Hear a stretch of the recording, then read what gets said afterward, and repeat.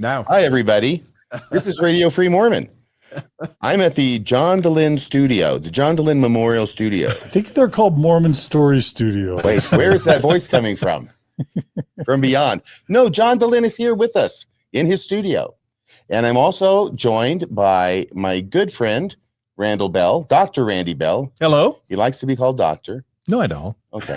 And once again, I'm Radio Free Mormon. Tonight, we're going to be having so much fun. We're going to be talking about something that's near and dear to my heart, which is, yes, magic, like the hat says, and Joseph Smith. And especially, we're going to focus a little bit more on hypnotism and how Joseph Smith may have used hypnotism in order to get people to believe the crazy stuff he was talking about.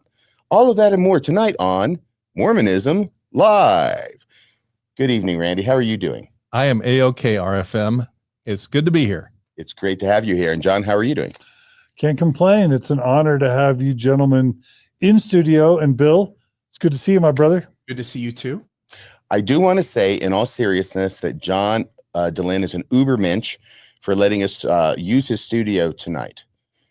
And it's not costing us an arm and a leg like usual. So we're really happy about that. My rates are very, very affordable. It's totally free, totally gratis. Thank you for that, as it always is with John. So we got some slides. And once again, you want to talk a little bit about the intro? What do you see this as, Randy? I know we've worked on this together and you put a lot of work into it. Well, we'll kind of show how this evolved as we go through the slides. So let's hop into it if you want to. But okay. I just want to thank John for upgrading us to gentlemen. That was an unexpected upgrade. Well, behave, because I can always downgrade. Randy has a lifelong, I think, fascination with magic, and even especially with Houdini. And he's got one of the greatest collections of Houdini memorabilia on the planet, even better than David Copperfield's. Wouldn't you say, Randy? I would say. I don't know if David would agree. No. They're very competitive about that. But so we're going to be talking a little bit about Houdini, but a lot about hypnosis. We'll get to that when we do. And there's a lot of things that we can learn from magic, and especially the psychology of magic that has a lot of application to Joseph Smith. So with that, beautiful. Yeah. Well, we're going to hit a lot of big new points. And so we're going to roll this out kind of slow and organized so it makes sense, hopefully. But we're going to be talking about magic and Mormonism. And if you can show the slide with the museum, take a good look at that trunk, because it's actually going to come up later in the presentation. That's Houdini's trunk. He did a trick called Metamorphosis we're going to talk about later as we talk about Las Vegas stage magic. And as I'm prone to saying at the start of every podcast I do, don't believe a word we say. Any one of us, research what we say. This is the opposite of the Mormon church leadership. 180 degrees, yes. The Mormon church will tell you, believe everything we say and don't research. And I'm serious, because Elder Oaks said that. Yeah. My suggestion is research is not the answer, is the quote. Yeah. So the next slide is the whole kind of outline of where we're going to go tonight. And that is, there's a formula that is kind of a hypothesis, if you will, for what Mormonism is really about. And I've been on kind of this quest for a number of years trying to figure out what Mormonism is really about. It's a combination of intellectual content. And I've talked a lot about Dartmouth already, and the apologists have gone after that, and I'm going to respond at the appropriate time. But I can tell you, I feel more confident than ever about the Dartmouth connection. And then also the Erie Canal. We're going to be talking a lot in the future going forward about the Erie Canal is really the information highway in Joseph Smith's day. But that's where Joseph Smith got the intellectual content, both in his early life and then in the Palmyra years, as far as that goes. But what we're going to focus on tonight is the magic. Now, we know Joseph Smith was into magic because of the treasure digging, and that's very much a magical worldview that he had. You take those two elements together, and I think you overall explain Mormonism. So I will tell you that nothing, and this is actually from a Las Vegas stage, this sign that says there is nothing paranormal in tonight's performance. You know, I know a lot of the guys on the Vegas Strip that do magic, and they are the first to say they are not paranormal. They have no magical abilities, and It's all in entertainment, and they're obviously very ethical about it. And some of these guys just blow your mind. You would think that they're paranormal. The tricks have gotten so advanced and so good, but of course, it's all a trick. So the Magic Castle, I want to talk about this. This place is in Hollywood, California. I've been a member there since the 1980s. And when you go into the Magic Castle, there's kind of an implied contract that you're going to be lied to, you're going to be misdirected, you're going to be, there's going to be sleight of hand, you're going to be manipulated, and it's all okay. There's kind of a game going on where, on the other hand, as an audience, we're trying to figure out how they're doing their tricks, and it's a really fun thing. But when you leave the Magic Castle, you kind of, that contract's not just going to follow you around. You know what I mean? That deal's over. And especially when you go to church, you don't expect to be lied or manipulated to. Yeah. What I want to say one thing about, which really tells to me the difference between stage magicians and phony magicians, which is money. If you give your money to a stage magician, and I have done this before, in fact, many tricks, illusions require the use of money, which usually has to do with a bill, usually of a higher denomination, right? And I have given a bill to a magician. This was at the Magic Castle, where he took it and I think he destroyed it, and then it ends up in an orange that I had picked, right? So you cut open the orange, you find the bill, and it has my signature on it still. Absolutely amazing. Yeah. But the thing about money is that stage magicians will take your money to do a trick. They will goof around, they'll kid, but ultimately at the end of every trick, you get your money back. They will always give it back to you. With the Mormon church, you give them your money and it's hasta la vista, baby, because you're not going to see that money again. Yeah. Very, very true. So based on anything you want to add, Bill or John? No, I can say that Margie and I loved going to the Magic Castle. Not to give any spoilers. Well, here you're right on cue, because here's the next slide. I based upon this hypothesis that magic had a lot to do with Mormonism, I kind of engineered a plan to get the big intellectual giants into the Magic Castle. So John and Margie were just in Hollywood, a couple months ago, I guess.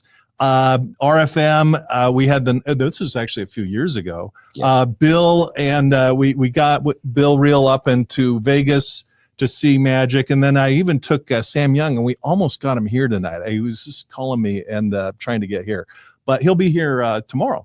Anyway, Randy, can I make a non-serious, jovial complaint about the Magic Castle? Please. I want everyone to look at that photo that Randy just showed. Yeah. Zoom in on my outfit, and particularly my shoes.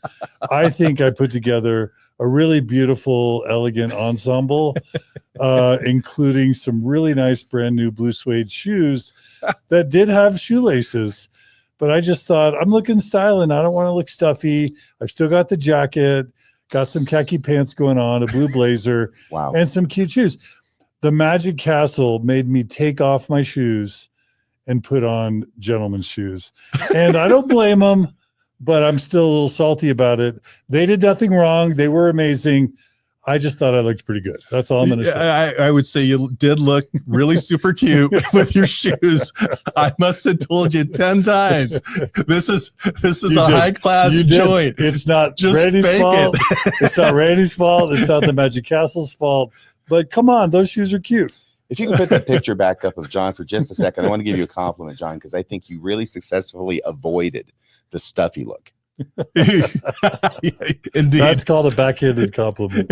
Indeed. But we had a great dinner, great conversations, and great show. You actually, John, you lucked out on the shows because they were some of the best ever. Did you get to see a juggling act? No, and more. I did not get to see RFM juggle. That's a disappointment. No kidding. I'm in the parlor room at the Magic Castle. I've been a member there forever, and I've never seen this before. But at the end of the show, all the audience throws back the oranges that have been tossed out, and they throw them back to RFM. And I'm on the stage doing part of the He's on the stage. He was called. Yeah, you were orange. Yeah. John RFM was the volunteer called out of the audience, and RFM starts juggling. And the whole crowd erupted like I'd never heard before. You were the. I brought down the house, and here's this poor guy over there, this poor schmo of a magician who did a wonderful act, did a wonderful job, And And you've yet- done this. I juggle for So 5 seconds. I know how to juggle, it turns out, RFM. The whole time I was there, I was secretly hoping that I too would be invited on stage to juggle. No invitations for me to juggle. The only reason I got up there is because I felt sorry for the magician who had been asking for like 5 minutes if someone would loan him a bill, and nobody would. And I said, okay, you can have one of mine. All right. Well, so so my plan was to get everybody into Vegas, and then to even further my plan, because RFM, I don't know if you've mentioned this, but maybe you can talk about your interest in magic for a second. Oh, I've been fascinated by magic since I was 10, off and on, and not to the degree that Randy has, but yeah, I love magic, and I think it's unavoidable to do any degree of depth in the study of magic, performance of magic, which is a lot of fun, and you have to learn. You can't not learn human psychology when you're doing it, because you interact with people and you see how they act. They don't all act the same, but you learn a lot, and you learn how to use that in order to further your goals of mystifying them. Yeah. Yeah. So as the next slide shows, RFM and I went to we went to Las Vegas for about a week, and this is a total geek thing to do. And what we did it, and we went to every magic show we could for a week, and we saw a lot of magic. And what we've done tonight is to show different stage magic shows in an effort to tie parallels between what they're doing there and Joseph Smith and Mormonism. And that may sound like a stretch, but I think we knock it out of the park as we go along. And I even had a little notebook in the back of my pocket, because a lot of these shows don't allow cameras. And I kept notes on the various tricks they did and the tricks that Joseph Smith did, and we linked them together. So and that's your notebook in the upper right? Yeah. There it is. So, okay, so here we go. We're going to talk first about hypnosis. Yes. And this is really fun. Hypnosis is really not even in the same direct genre as magic. It's actually got a different category if you go online to buy tickets. But here's what's crazy. They take people, and within 4.5 minutes, they can have them seeing whatever you want them to see, hearing whatever you want them to hear. They can hand out napkins, and they look like and make people, behave as if they're $100 bills, bark like a dog, quack like a duck. You can see anything once you become under the trance. And I'm going to kind of lay out how they do this, and then we'll tie it into the topic at hand of Mormonism. But there's what's called the ideomotor effect. And what it is they first screen the audience by handing out pendulums, and they see which ones of them have these very small microscopic movements in their muscles, so the pendulum swings the way they suggest. It's all about suggestibility. You know what I mean? So here's kind of the formula. You start with the public, and the public self-selects in terms of who's going to go to the magician's show. And so you start with 100 people, you get an audience in there, and they're looking for susceptibility. And then they hand out the pendulums, and they see who is following the suggestions well. They invite those people up the stage. So you get 10, 20 people up on stage. And from there, they put them through a number of tests, and they narrow it down to those who have a high imagination, who are compliant, and then they end up with about 3 people with total control. Okay, that's in a quick nutshell how the hypnotic process works. Now, what's interesting is that hypnosis is used both as stage magic in Vegas, and it's also used by therapists. I mean, in terms of stopping smoking or reducing anxiety, it's all kinds of uses. I mean, John, have a psychology background. Have you gotten involved with any of that in your training? No, in the clinical and counseling psychology world these days, hypnosis isn't really part of the curriculum. But, okay. But that's not saying anything other than just they didn't train me on it. Okay, fair enough. Yeah. RFM or Bill, anything? Well, it's always kind of had this sort of sketchy reputation, sort of like doctors portray chiropractors. Yeah. As being sort of this kind of side thing, the left-handed freckle-faced stepsister, that kind of thing where you don't really talk about them. They're not really respectable, but a lot of people have reported a great deal of success. through hypnosis and hypnosis techniques. So I was into this back when I was 12. And the reason I got into hypnosis is because my big brother had a book. It was probably published in the 20s or 30s. It's this old thing. It's called Self-Hypnosis. So I read a few chapters on this, how to hypnotize myself. And believe it or not, I'm at Scenic Hill Elementary School in Kent during the 15-minute recess in the morning.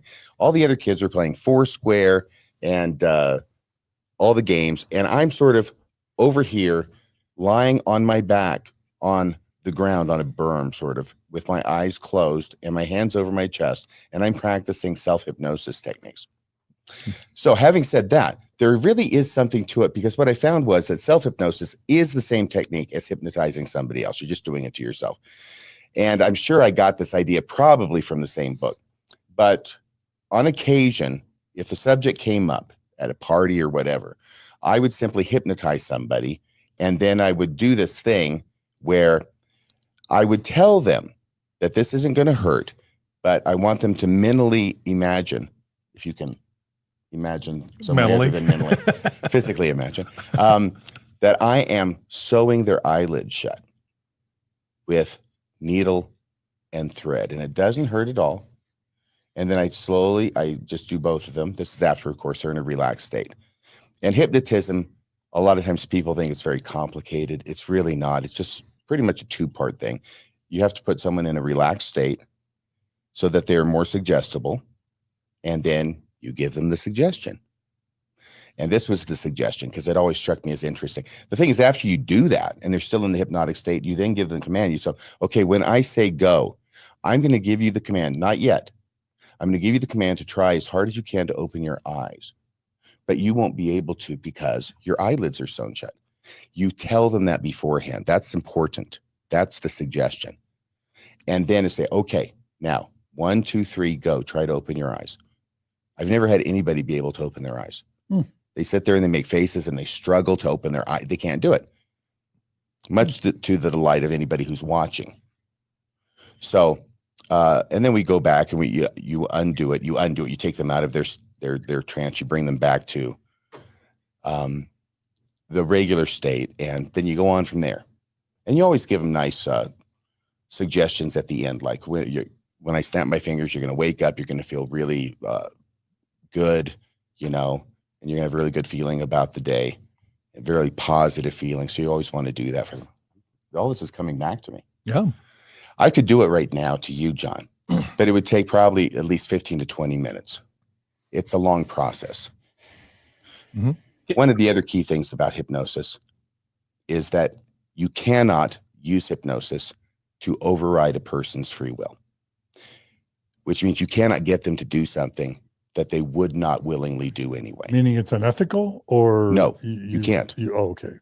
It doesn't have that power. They want to believe. Yes, that's the whole thing, and that's why this is why this process of culling out the people who are extremely susceptible to suggestion. They want to go along with it. They're very suggestible. So this is where it's unlike Mormonism and David Bednar, who will override your free agency. Hypnotism doesn't do that. Yeah. And I'll just add one little thing here, which is just to say that I've been to a couple of hypnosis shows. I went to one at BGSU when I was at college. They brought a guy in and he entertained everybody out in the central gathering place of the college. And then I went to another event in my town, and my whole family went. My uncles and aunts and cousins, and about 4 members of my extended family went up on stage. And I'm a skeptic of this stuff. I don't believe it, but it doesn't matter whether I believe it or not. It works and it's real, because I watched my family make fools of themselves when I know they wouldn't have done that if they weren't able to be hypnotized. And so I'll just say that as one who's watched that work on the entertainment side, and having known the people who went up there, they weren't people who were arranged before the show began, that kind of thing. So it definitely, the hypnotist definitely did something where he got them to do lots of foolish things, and they had no intention of doing that. Yeah. Now, Randy, thanks, Bill. Randy's got some incredible statistics from an unlikely source he's going to share with you. But I just want to say that Hypnotism and these ideas, these principles of suggestibility can come across in seemingly innocuous ways where you wouldn't necessarily say, oh, that's hypnosis or hypnosis adjacent. For instance, it's long been remarked that on radio talk shows, if they're talking, this is how old the study is, right? Radio talk shows about UFOs. And the subject will be about UFOs, and a person coming on and said, yeah, I saw a UFO over my house. That reports of UFOs in the area that this radio show is going to will go up dramatically. That's the idea of suggestibility. That if somebody's saying, yeah, I saw a UFO, all of a sudden more people are going to see UFOs than would have seen them if they hadn't listened to the radio show. Mm-hmm. So that's suggestibility manifesting itself. We have similar things, perhaps. I think so. We talk in the church about March and April of 1836, very important time for the dedication of the Kirtland Temple. And we talk about all the visions and people seeing angels and up on the roof, you know, and not everybody, but a few people did. And just the drunk ones, right? I don't even know if they're drunk. I know people, you see, here's the thing. They may have been. And people also talk about people doing some kind of other drugs. Entheogens. To see visions. Entheogens. Hallucinogenics. And they may be right. I'm not persuaded by the evidence that I've seen so far. But the thing is that you don't need alcohol to explain people seeing visions of angels or drugs to explain that. It may have been the case. I'm not saying it wasn't. All I'm saying is you don't need it, because what Joseph Smith did was he would suggest to the people what they were going to see before they saw it. And surprise, surprise, there was a small percentage of those people who saw the things that he said they would see, whether it's angels or Jesus. Not everybody sees them, but a few do. And that looks a lot like hypnosis and suggestibility. Yeah. Well, and I was reading an article that Joseph Smith claimed over his lifetime he saw at different times about 23 different angels. But we only have his word to take for it for most of those accounts. Now, there's the three witnesses, which we're going to come back to. There's the Kirtland Temple where Oliver Cowdery, saw angels and Jesus and Moses. And then there's also the Oliver Cowdery with the Aaronic and Melchizedek priesthood. So the accusation was made, not by me, but the accusation made some time ago, that Joseph Smith had the ability to be put people in hypnotic states and trances, or it's sometimes called induction. And auto-suggestion means that it's kind of a self-affirmation, but it can also be used in the context of putting someone else into this hypnotic state. And so Fair Mormon, now Fair Latter-day Saints, because we need more syllables, came out and rebutted this. And I want to show their Stanford study that rebuts it and then make my point. But as I do so, keep in mind the chart that I have up here, where you go from 100 people down to 3 that are highly susceptible that you can get under total control, because that number 3 is going to come up here in a second. So here's the Fair Latter-day Saints quote, and here's the actual here's the question. Could Joseph Smith have hypnotized the witnesses to the Book of Mormon? And then Fair Mormon goes through all these elaborate explanations why that doesn't make sense. Then they quote a Stanford University study. And then you want to read this one, RFM? It's sure, I think terrific. I can see that. Oh. Only 3%, this is one circled in red. Yes. Only 3% of people are capable of experiencing a visual hallucination. And only 9% of the population can hallucinate a voice speaking to them while under the influence of hypnosis. Now, they keep putting only in front of those numbers, but I'm not sure why, because it sounds pretty remarkable that 3% of people can be induced by suggestion to see things that aren't there, and 9%, 3 times as many of them, can be induced to believe they're hearing a voice that isn't speaking. So, in other words, according to Fair Latter-day Saints as the source, you take a congregation of 100, and Joseph Smith had far larger congregations than 100, and you can, out of that, get 3 people that will see whatever you want them to see. You can get them to quack like a duck. You can get them to see angels. You can get them to see gold plates. So according to them, this technique works and fully explains why there are witnesses that are so sure that they saw what they saw. But it really wasn't that many people. It was mainly Oliver Cowdery as a primary subject here, and then David Whitmer and Martin Harris. But that is really a remarkable statistic. Bill, you have any thoughts on this? The only thing I would add here is there are other moments that I'm sure we'll get to in other things that are facets of this. But there in every ward, again, I was a member of 3 wards in my time in the church, and you have a certain group of people who have spiritual experiences. You have a certain group of people who their testimonies are more than just hair raised up on their neck or elevation emotion. They saw things, they heard things, they experienced it. And when people take the discussions, they are prompted and set up to have these experiences. They're often told to fast. There's a lot that goes into this, that fasting, for instance, contributes to such happening. So if one is going hungry for a day, the body operates differently.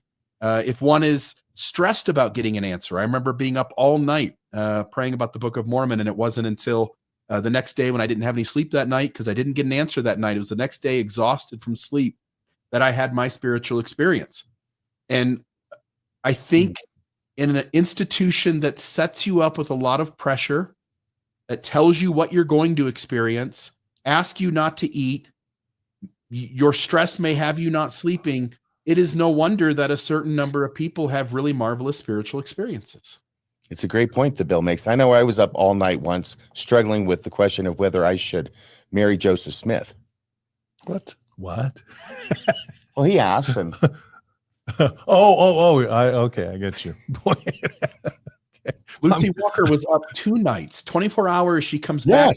Can't do this. Joseph says, I'll give you 24 more hours, and then the gates of heaven will be closed against you. She went without sleep, because you can imagine the stress she felt. She went 2 days, 2 nights, no sleep, and then finally had a spiritual experience. And the apologists go, you're right, Bill.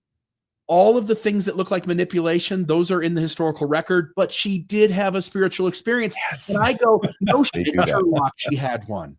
They do that. It wasn't right for Joseph Smith to say that and put her under pressure, but she had a spiritual experience. So God told her it was okay. Yeah, it couldn't possibly be sleep deprivation and stress and emotional exhaustion and all of that. That can't possibly be it. And autosuggestion and induction, and frankly, just time-tested hypnotic rules of the trade. Yeah, and I don't know that Joseph Smith ever used the word hypnosis. I don't think I ever saw probably it. not. But the principles are what's important, not the word that's used to describe it. Exactly. Yeah. So, by the way, the other thing, and I'm not saying this necessarily about Lucy, but for regular members of the church, we all know that there's a cachet involved in having spiritual experiences and being able to share them in fast and testimony meeting or whatever. You go up in standing if you have spiritual experiences and you relate them. And I actually remember I've had spiritual experiences, some of which I've shared with you.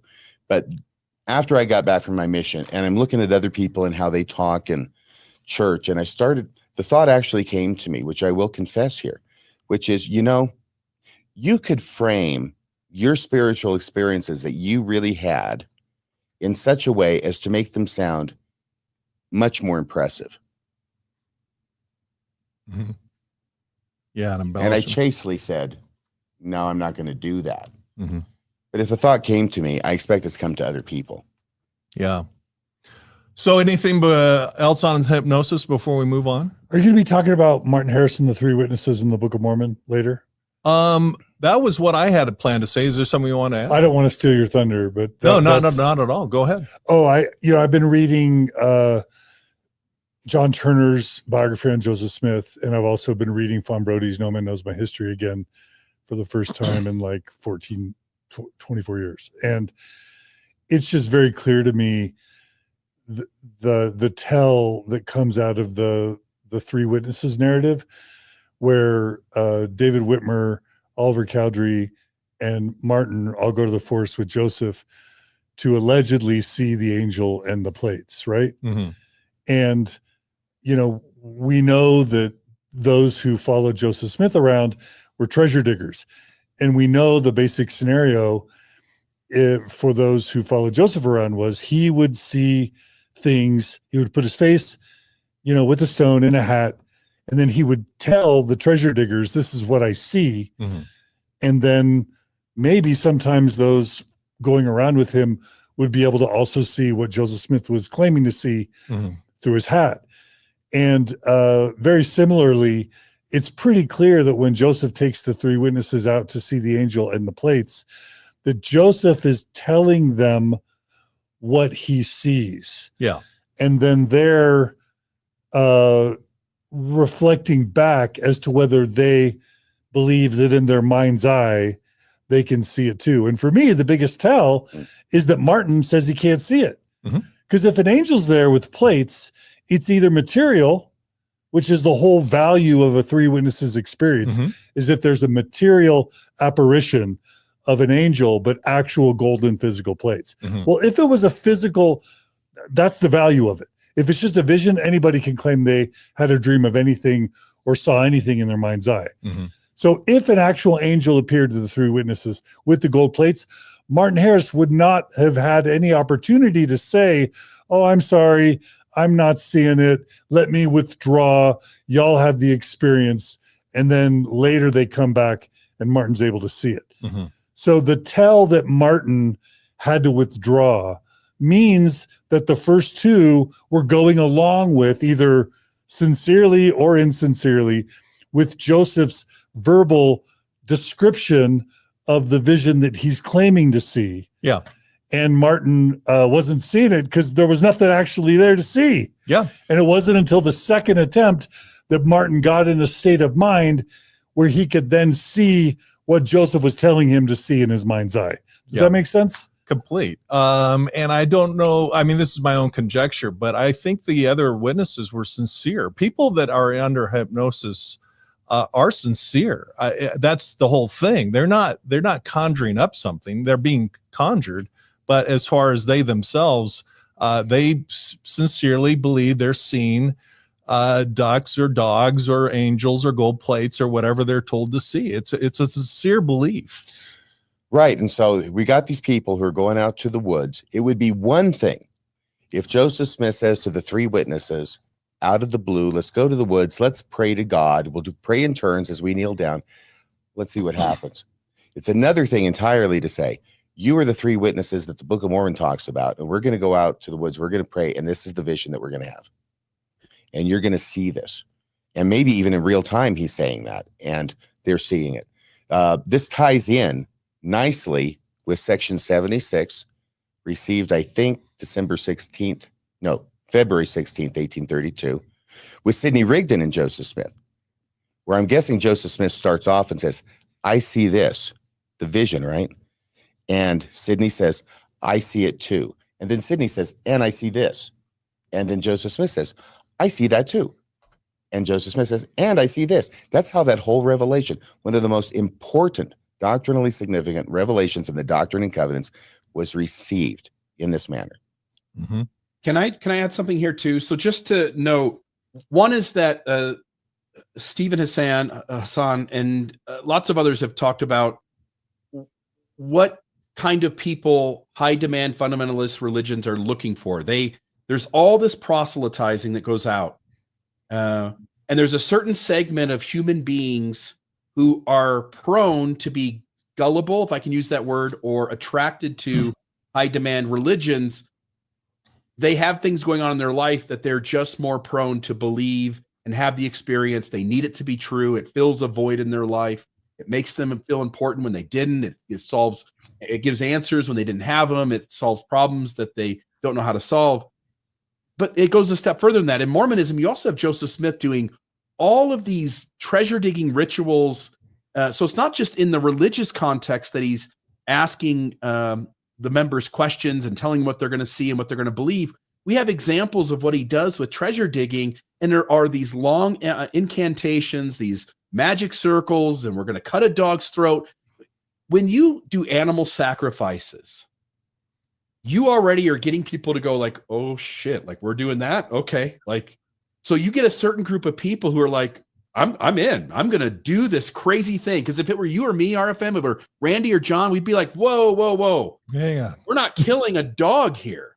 But these are people who are willing to do whatever. It reminds me of the experiment. I forget what the name of it is. Somebody in the comments will know it, but it's where they had the professional brings in the gullible person, and they're told to shock the person behind the door or behind the wall. It's the Stanley Milgram obedience to authority experiments. And people will shock the hell out of some imaginary person behind, thinking they're killing them, all because this person's telling them to do it. And Joseph Smith is the leader. He's the head treasurer. He's the guy who finds the treasure. You're the guy who digs. You pay Smith the money. He's already figured out how to funnel people in and figure out which ones are going to do the thing he says to do, see the thing he says to see, hear the thing he says to hear. And he starts doing that at age 13. You can bet your rear end that by the time he's 25, he's damn good at it. Mm-hmm. Yep. Yeah, if you're going to kill a dog for something, you got to be all in. And I'm guessing you're going to be more likely to be gullible and maybe see things. Yeah. And I wholeheartedly love all the comments about this. We've got, this is an actual spreadsheet, because when RFM and I were in Vegas, we actually went through every genre of magic. We categorized it and organized it, and we got a lot more to go through. So we'll go to the next slide. The next one is psychics, and this is on the Las Vegas Strip.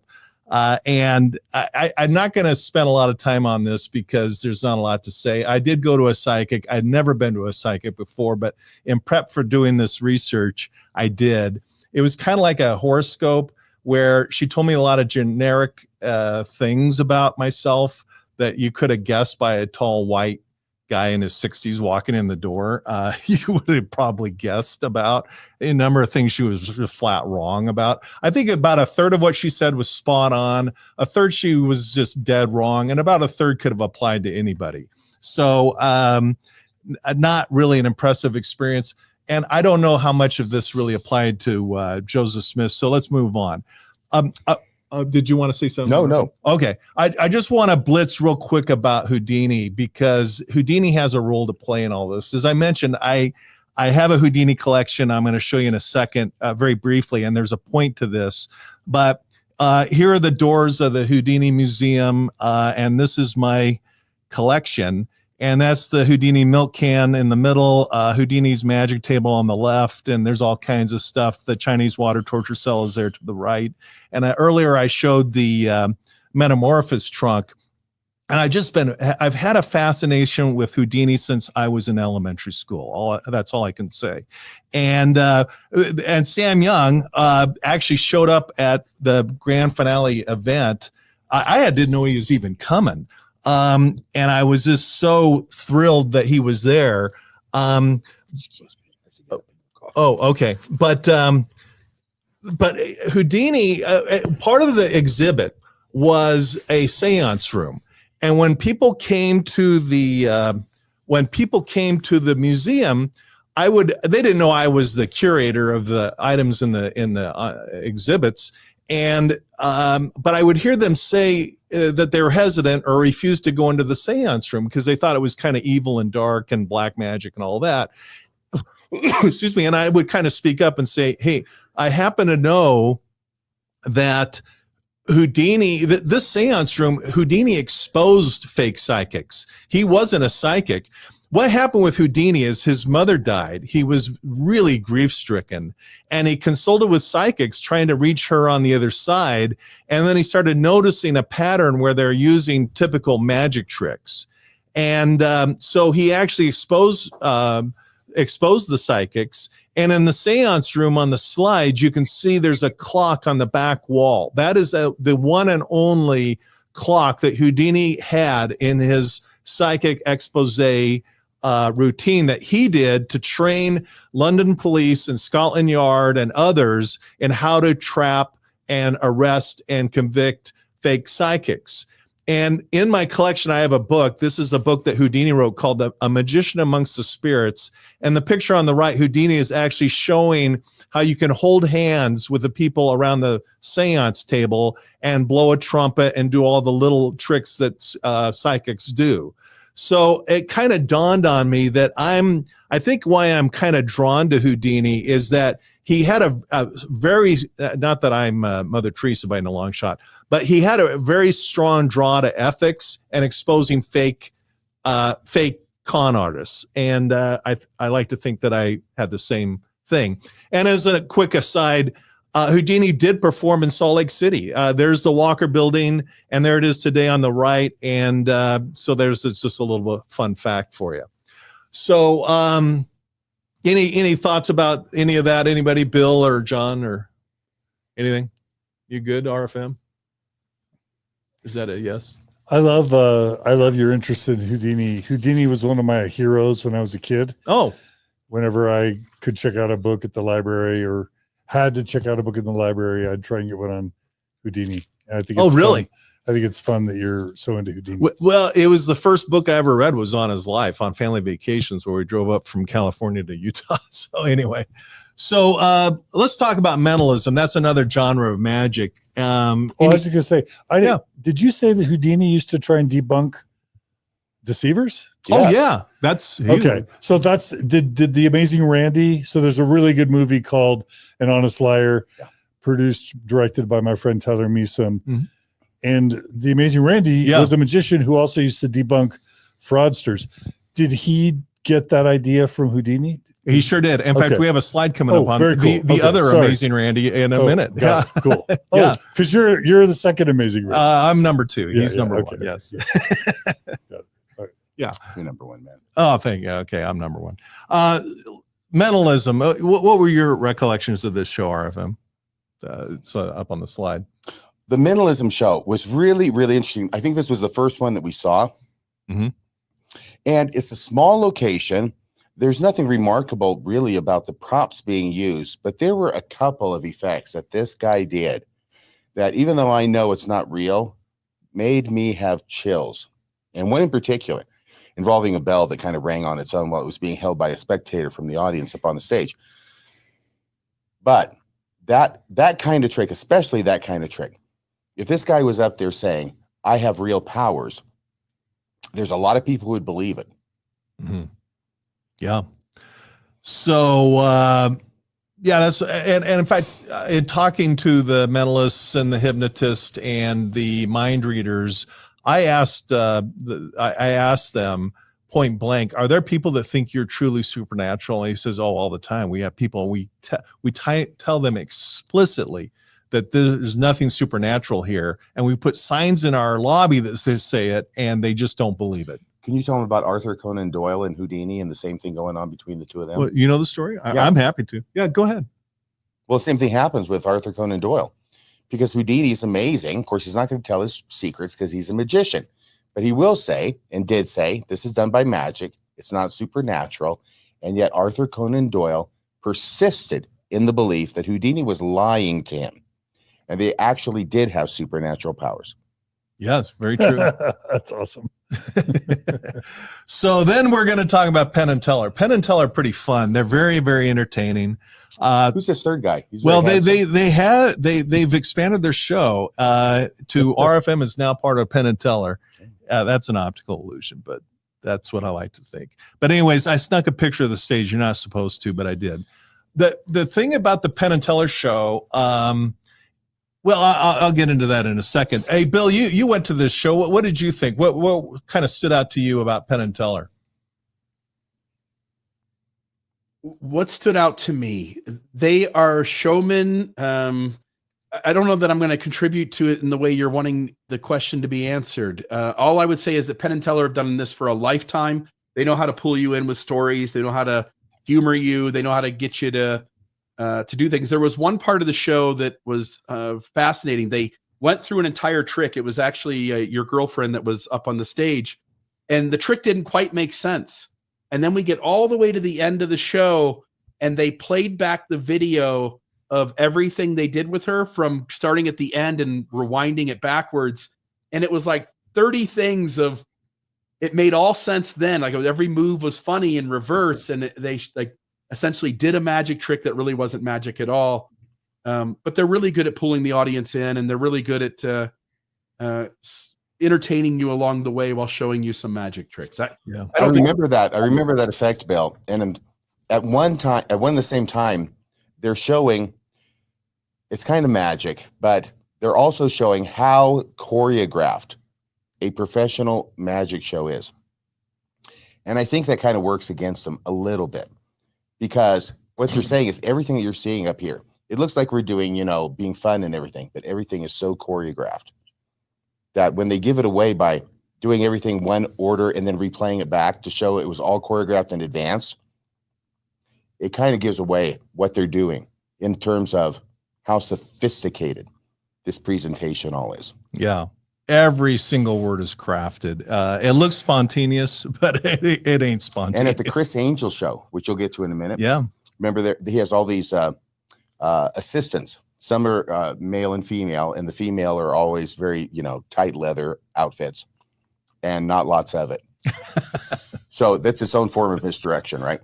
But there was one gal who was up there who he made a specific point of introducing to the audience and wanting us all to applaud for her, because that night was the first night she had done a complete show. She was a newer addition. But it's like, so you're saying she can do parts of the show, but tonight's the first night she's done the entire show, and how much training and choreography that has to take. Yeah. They all look like they're running around having fun. I asked Copperfield once, David Copperfield, who we're going to get to, how many people he had backstage. And I knew he had a lot. He told me, I think it was 150 people backstage. It's an enormously large production. And Las Vegas Strip Magic, by the way, out of all the shows in Las Vegas, fully half of them are magic shows. And it's $1 billion a year business. Now, I know that's nothing to the Mormon Church, but it's a lot of money to the rest of us. So the Mormon Church made a lot more money out of magic than that. Oh, yeah, amen to that. But one of the funniest thing you said that night, RFM, is we went to Penn and Teller. Oh no, that wasn't the funny thing. I'll get to the funny thing. But after the show, we were talking and we were going through the tricks, and then I think we both kind of realized Penn and Teller, as terms of technically on the magic tricks themselves, they were all parlor magic. Now, that's not a put down. I love parlor magic. In other words, they were not big stage shows with the big guillotines and big cars and, elephants showing up and all that kind of thing. They were all relatively small scale parlor tricks, but their storytelling and their narrative was so powerful and so engaging and so fun. And that's what made the show. What do you think, RFM? Yeah, just to explain what parlor tricks are. Yeah. Parlor tricks is the intermediate level of magic between close-up and stage. It's the kind of tricks that would have been done in a person's parlor back when we used to have parlors in our houses. So it's not super close-up. It'd be like from me to you. We're about 10, 12 feet apart. Mm-hmm. That's parlor magic for that kind of audience who's that far away, as opposed to a stage where they're further, or close up where they're right on top of it. Yeah. Did Teller do the trick where he pulled out like 500 kazoos from different parts of his body? Yeah. Oh yeah. That was fun. He did the Miser's Dream. It's a classic effect. It's called the Miser's Dream, where the magician has a bucket and continually produces coins from the air and throws them into the bucket. And kazoos. But he did it with kazoos. Yeah. I took Winston to that. Also, wasn't it annoying that Teller would never shut up? He just kept talking over Penn. It was really annoying. I got a quick story to tell. It was very funny. I had lunch with Penn and Teller at one time. Did Teller talk during lunch? At first he didn't. He was whispering everything to Penn. I said, dude, I'm a member of the Magic Castle. You can do whatever you want, but you don't have to be quiet about me. I won't say anything. And so he started speaking up. And Penn is actually a very funny guy. And frankly, he's not that short. Penn's just really super tall. But I was a TBM at that time. And believe it or not, I tried to convert him to Mormonism. I was telling him about the Mormon Church, and Penn goes to me and goes, you know what? I'll tell you what, Randy, the Mormon Church is the best religion out there. He goes, I don't drink coffee. I don't drink. He says, I don't swear. I don't cuss, but I do swear using. Yeah, anyway, he had this long list of Mormon related principles almost memorized and went down this long list. He says, Mormons just have one thing wrong. And I said, well, what is it? He goes, there's just no God. He was trying to convert me to atheism. And clearly he failed. He kind of did, but he tried hard. And I said, well, you know what? I said, you're almost there. But it was a very funny exchange where he actually expressed a lot of admiration for the Mormon church. You said, Penn, almost how persuaded me to be an atheist. Almost. Yeah. Well, he recommended Richard Dawkins' Blind Watchmaker to me, and I went home and read it. Anyway, let's move on. Shim Lin. This is a really interesting show. I happen to know that he basically does card tricks, and sometimes the background is red and sometimes it's blue and sometimes it's green, but honestly, it's really about the same trick. It is the same principle behind the trick. It's a principle that he developed. It is ingenious. It is really shocking and it's really great, but it's basically, he does one trick. He does a levitation thing, but it's basically, you can create a whole show off one trick. I mean, RFM, you were there. What would you think? Yeah, he's incredibly talented. Mm-hmm. And I don't know the principles he uses to do all of his magic. The card tricks, we say card tricks, is probably maybe more understandable to say card mechanics, card sleights, card manipulations, mm-hmm. Right? Because he's not really having people come up, say, pick a card, any card so much, but he's doing stuff with those cards. It's absolutely amazing. He's fantastic. But even as interested as I am in it, after a while, it was kind of enough. And for me personally, and he peppered it with different kinds of things, different kinds of effects, different people doing different kinds of effects in a show, which was really important. And I think it's because he recognized this a little bit too much card stuff. But the one thing that I remember the most from his entire presentation was early on in the show. You'll probably remember this. Did you go to this one? Okay. He has a packet, which I brought with me, but it's over there. It's a packet of 4 cards. Doesn't make any difference what cards they are. They're put into this little plastic with some advertising for him. They're in front of every seat in the house. And the idea is you open it up, you do exactly, it's a self-working card trick. This is something that would be done at a kid's party. But he does it in this place, and it becomes absolute amazing because he has the magic happen in your hands. Yeah. Yeah. I didn't see, honestly, I enjoy a show. I've seen it more than once.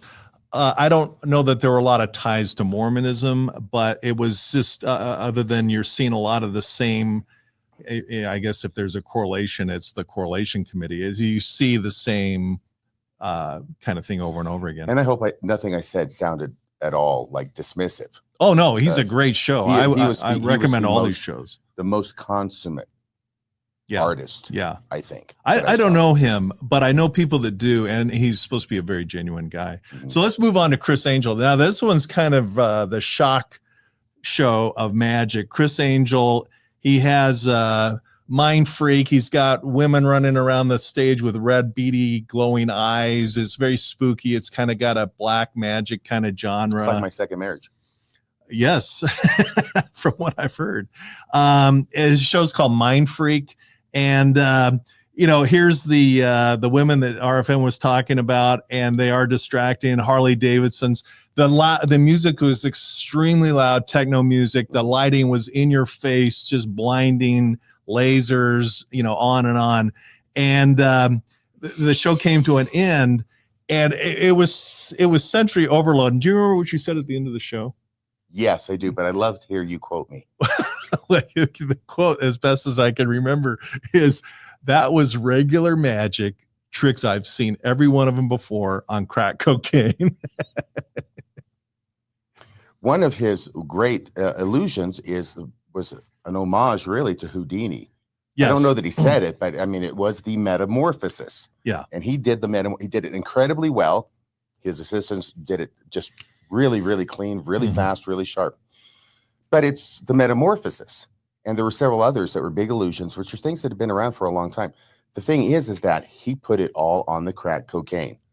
And it's like, who the heck cares? Because this is an amazing thing. This is like a concert of some sort. Yeah. A rock concert. And the Metamorphosis, if you remember back at the very start of all this, I pointed out the Metamorphosis trunk of the Houdini collection.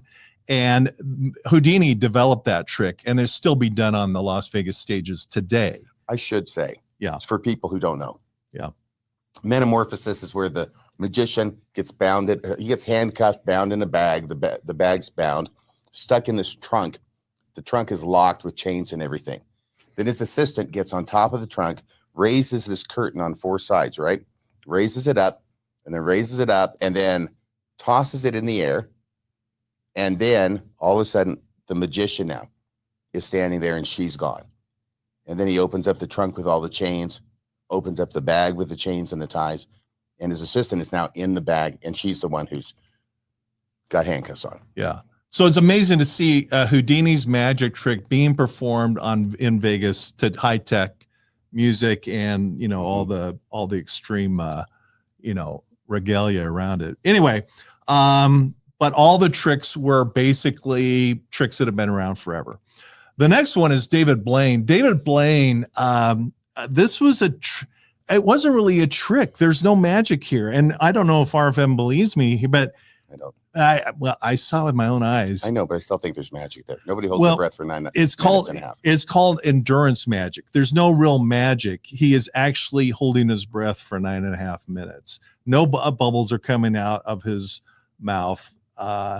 And I'm standing there, or I'm sitting there watching my watch, and 9.5 minutes to go by, and he's underwater. I believe all those things. Okay, well, I just don't believe he's holding his breath. Maybe for he 9.5 hypnotizes minutes. to believe it. I'll just, if I can just say here, I've paid attention to listen to lots of interviews. A lot of Randy's right. A lot of what he does isn't magic at all. One of the things he does, he'll drink a bunch of water and like swallow a fish or something, and he gargles it back up, and the fish is still alive, or the frog. I think it's a frog. But that's it's not a magic trick. He really does swallow the thing, and he really does regurgitate it, and he's taught himself how to do that, and he's taught himself to keep a pocket of water. I know that sounds like what a magician would say when he's actually doing the trick, but David Blaine's been interviewed multiple times, and he swears by the fact that some of his magic isn't magic at all. He's just taught himself how to, as you pointed, endure some task that other people can't naturally do without tons of practice. Well, I have to bring up as a counterpoint that another of Houdini's famous tricks that he came up with was that he would swallow a number up to 10 or 12 razor blades, and then he'd swallow a length of string, and then he would then regurgitate the string and the razor blades, except the razor blades are now tied to the string at different locations along the string. Yeah, they still do that trick, and Blaine does that trick all the time. But now, in terms of endurance magic, there is a tie to Mormonism there, and it at least in my mind, and that's Joseph Smith in the Liberty Jail. Because, you know, the longer the audience is sitting there watching David Blaine underwater, the more endeared you are to him, the more respect you have for him, the more like amazing he becomes. And, you know, so he holds his breath for nearly 10 minutes, which is just freakishly long, a long time. Almost unbelievably long. It is unbelievably long. And Houdini did the same thing, endurance magic. The point being, as Joseph Smith sat in the Liberty Jail for 5 months, I think it probably crossed his mind how this was an enduring or had an enduring effect on the membership, because how could he not be a true prophet if he's going to endure this thing? So my point being is that people will go through hardships and endure them with a motive. That's my point there. Any thoughts on that before we move on? I guess not. You're still thinking that he held his breath for 9.5 minutes? I know he did. Okay. I believe the guy's not a liar. The guy's a no. guy. If he says he did it, he did it. I agree. He wouldn't lie to you about that. Okay. All right. Now we get to the GOAT, the greatest of all time, David Copperfield. Now this one, like hypnosis, we're going to spend some time on, because there's some big points to make here that relate directly to Mormonism. Here's how Copperfield opens his show. And he's opened the show. I saw him in the 80s. He used this exact same trick. And I saw him a few weeks ago, and he did it the same thing. He opens a big white box up, and he's got assistants to go around and show the lights, and they spin the box around. They show it's completely empty. And then all of a sudden the sides fall out in the front, or the front falls out, I should say. And there's David Copperfield on a Harley Davidson, and exhaust coming out and everything else. And Copperfield just sits there in the limelight, and the audience goes insane. I mean, you were there, RFM. What do you think? I was insane. I love the trick, and I saw it back in the 80s too on a special. It's fantastic. It's a great trick. Yeah. And this is called production magic. Production magic is David Copperfield's specialty. And what's interesting is what he does is he starts with an empty, dark stage, and there's nothing there, and the audiences can see that there's nothing there. And then after producing the Harley Davidson, boom, there's a car. And he tells a whole very endearing, nice story about his grandfather, and all of a sudden his grandfather's car appears out of nowhere. And it's shocking. I was kind of shocked. What do you think? Yeah, I think it's great. I do want to just say one thing, okay? Yeah. Because we're going to get into this in a minute. Yeah. There's a black stage. There's nothing on it. Well, hang on a second. If there really weren't anything on the stage, why would it have to be shrouded in darkness? The darkness makes it look like there's nothing there. Yeah, you're saying too much. Am I really? The dark is the best friend of the magicians. We have dark art wells. Okay, that's a fair point. Okay. And then he does, of course, a lot of other tricks. I'm not saying he's not just doing 4 tricks, but these are the big benchmarks in his show. Yes, they are. Yeah. Then the next thing is a freaking dinosaur. This is the third production. Third production. Yeah. Okay. And it's huge. It's much bigger than him. And Copperfield's a tall guy. He's like 6'2", 6'3". And this dinosaur is much, much bigger than him. And the way he presents it, that you can't tell from these stills, is, correct me if I'm wrong, exactly the same way he presents the motorcycle trick. The technique is the same. The same it's box. The same trick over and over again. But that's not to say it's not remarkable every time. I know the deal. I know the shtick, and I'm still impressed. I'm still shocked. I think he should have chosen one or the other. But, I'm not in Vegas making millions. He's made billions, honestly. Okay, so then the grand finale at the end of the show is he produces a UFO, and it is gigantic. It floats over the whole audience. And I at first I wasn't sure where the heck it came from, but I will just say there's 4 major projection tricks. The first time I saw this trick, I was sitting on the front row, and I didn't realize what the audience was going crazy about. And then I turned around behind me. It was behind me. I was glad we sat back a little bit so we could actually see the effect. But it's production magic. And we have our friend RFM here to tell us, can you show the slide there and about production magic, RFM? Thank you very much. Yes. So yeah, he produces crazy stuff. And the thing I love David Copperfield, but the thing I will never forgive him for is gassing me, along with the rest of the freaking audience. Because if you put enough smoke in everybody's eyes and put enough bright lights in everybody's eyes so that I'm actually crying, I can't see, you could make anything appear in that freaking auditorium. You guys didn't mention the little ET. Did you guys see animatronic? Copperfield? Yeah, I did. Yeah. You didn't mention the little talking animatronic kind of that's why he was crying. I wasn't going to say anything. He did we did see that, and he was crying, and he wants to blame the smoke on it. It hurts so much. Did you like the little ET alien animatronics thing? What was it? It was nice. And that's one of the things about wasn't like Jar Jar David Binks. Copperfield. Wasn't the Jar Jar Binks of the magic show? Did he make a Jar Jar Binks joke? I can't remember. I like Copperfield. But he did a little production. He produced him out of an empty box. Yeah, I did. So that was a production within a production. But David Copperfield has always been the master of the storytelling. Will it get you in trouble, Randy, if I make a friendly critique of sure, David yeah, Copperfield? you say whatever you want. It won't get you kicked out of the Magic Castle? I'm sure he's not watching. Probably not. Or disinvited from his... You're always invited. No, him disinvited from I don't know. You just invited from, we're good. We'll be fine. I felt a little bit like he was kind of phoning it in, and I'm sympathetic. What do you mean? Just like he does this a gazillion times a week. Oh, he almost seemed like he might have been inebriated, and almost like he was slurring his words, because it just seems like he does this thing 4 times a day. And I don't, again, brilliant tricks, but I actually have sympathy for him, because he's got to just be doing this every day, all day long. And he's got to get sick of it, because it's the same show every time, right? I hear exactly what you're saying. Did y'all not feel that? Well, I'll address that. I'll give you a little context, though. I went to a show once about 15 years ago, and his manager told me himself, we were in his warehouse, and Copperfield went off somewhere for a second, and his manager says, we're just going to keep doing this until he gets tired of it. So he's got a ton of money. It's not a money thing. No, you mentioned billions. He is known to be a billionaire. Yeah, he's a billionaire. He's the real deal. And so I know he's doing it because he wants to do it.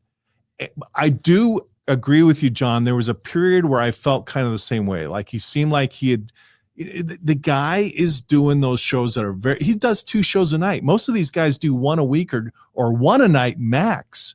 He's doing 2. And it's fully scripted. Every single word is the same every time. He's got a place in there where he does an extended dialogue with a taped voice, which is representing the little alien's voice. Yeah. Okay. So yes, it is down to that. Well, I don't think I get in trouble saying this. When I was in his office, he had tapes, like bookshelves full of tapes, and they had red dots and green dots, every one of them. And I'm kind of like, what's this all about? And he goes, we tape every show, and I watch every show. And the green dots mean it went perfect, nothing to see here. It was as scripted. And then the red dots means that something happened off script. It could have been good or it could have been bad. And they recovered from it, or they didn't recover from it, or something happened kind of spontaneously. And he is such a perfectionist. And this is why he's so great in my mind, is he's such a perfectionist and so obsessed with that, the quality of that show, that he watches them, and then if it's something good that comes up kind of spontaneously, they plan it into the next show, and they keep doing that and making these little tiny refinements to the show where it's perfectly crafted. But this has got to be exhausting. I don't know how the guy does it. So I can see where he could have an off night. I mean, how can you not with that schedule? So I hear what you're saying. I appreciate it. I have seen it kind of myself, but as a career, the guy's just astounding. He's the man. He's the man. This used to be commonly known, and it may still be. But what David Copperfield did was he took 2 of his loves, his 2 great loves, and fused them. And one of those loves was magic. The other was dancing. So he doesn't do so much dancing anymore, but he used to. Wait, there's a good comment from Marizipan. She says, remember the time David Copperfield got Claudia Schiffer to date him? That was his most shocking trick. What are you talking about? He had the look. He had the money. He had the money. That's great. How shallow are you saying Claudia Schiffer is? So all I'm saying is that when you're talking about the videotapes, you see, that's a Marzipan Krabopoulos, right? Yeah, she's great.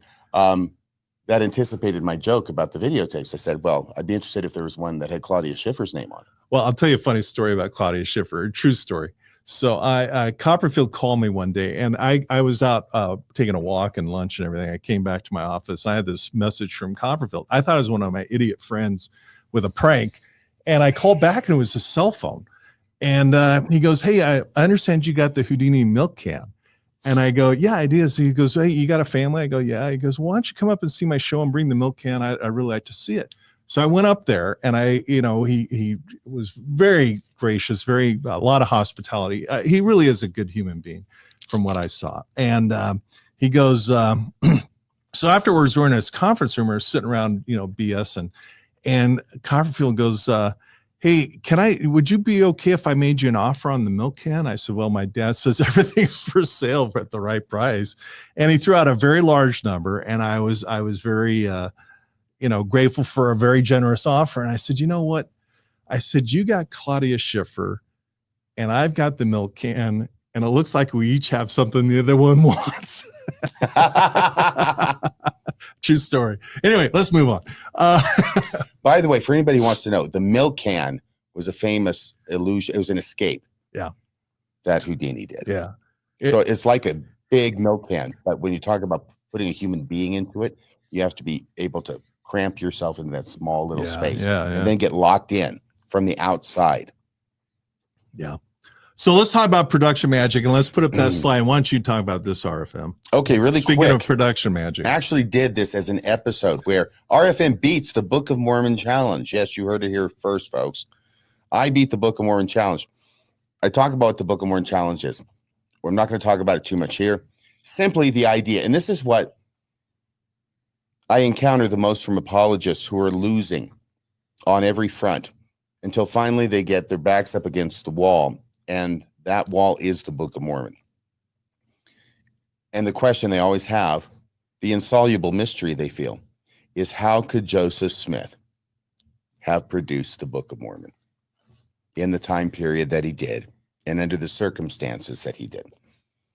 So I was really surprised to find out that I beat the freaking challenge myself. And I didn't know it because this went back to 2020. I didn't realize that this until this year in 2025. And the first thing was, because Brian Hales has left polygamy and now gone on to Book of Mormon apologetics. And this is one of his favorite things to talk about. Where did the words come from? By which I think he means, where did Joseph Smith come up with all the words that are in the Book of Mormon? Which is kind of a strange thing to ask.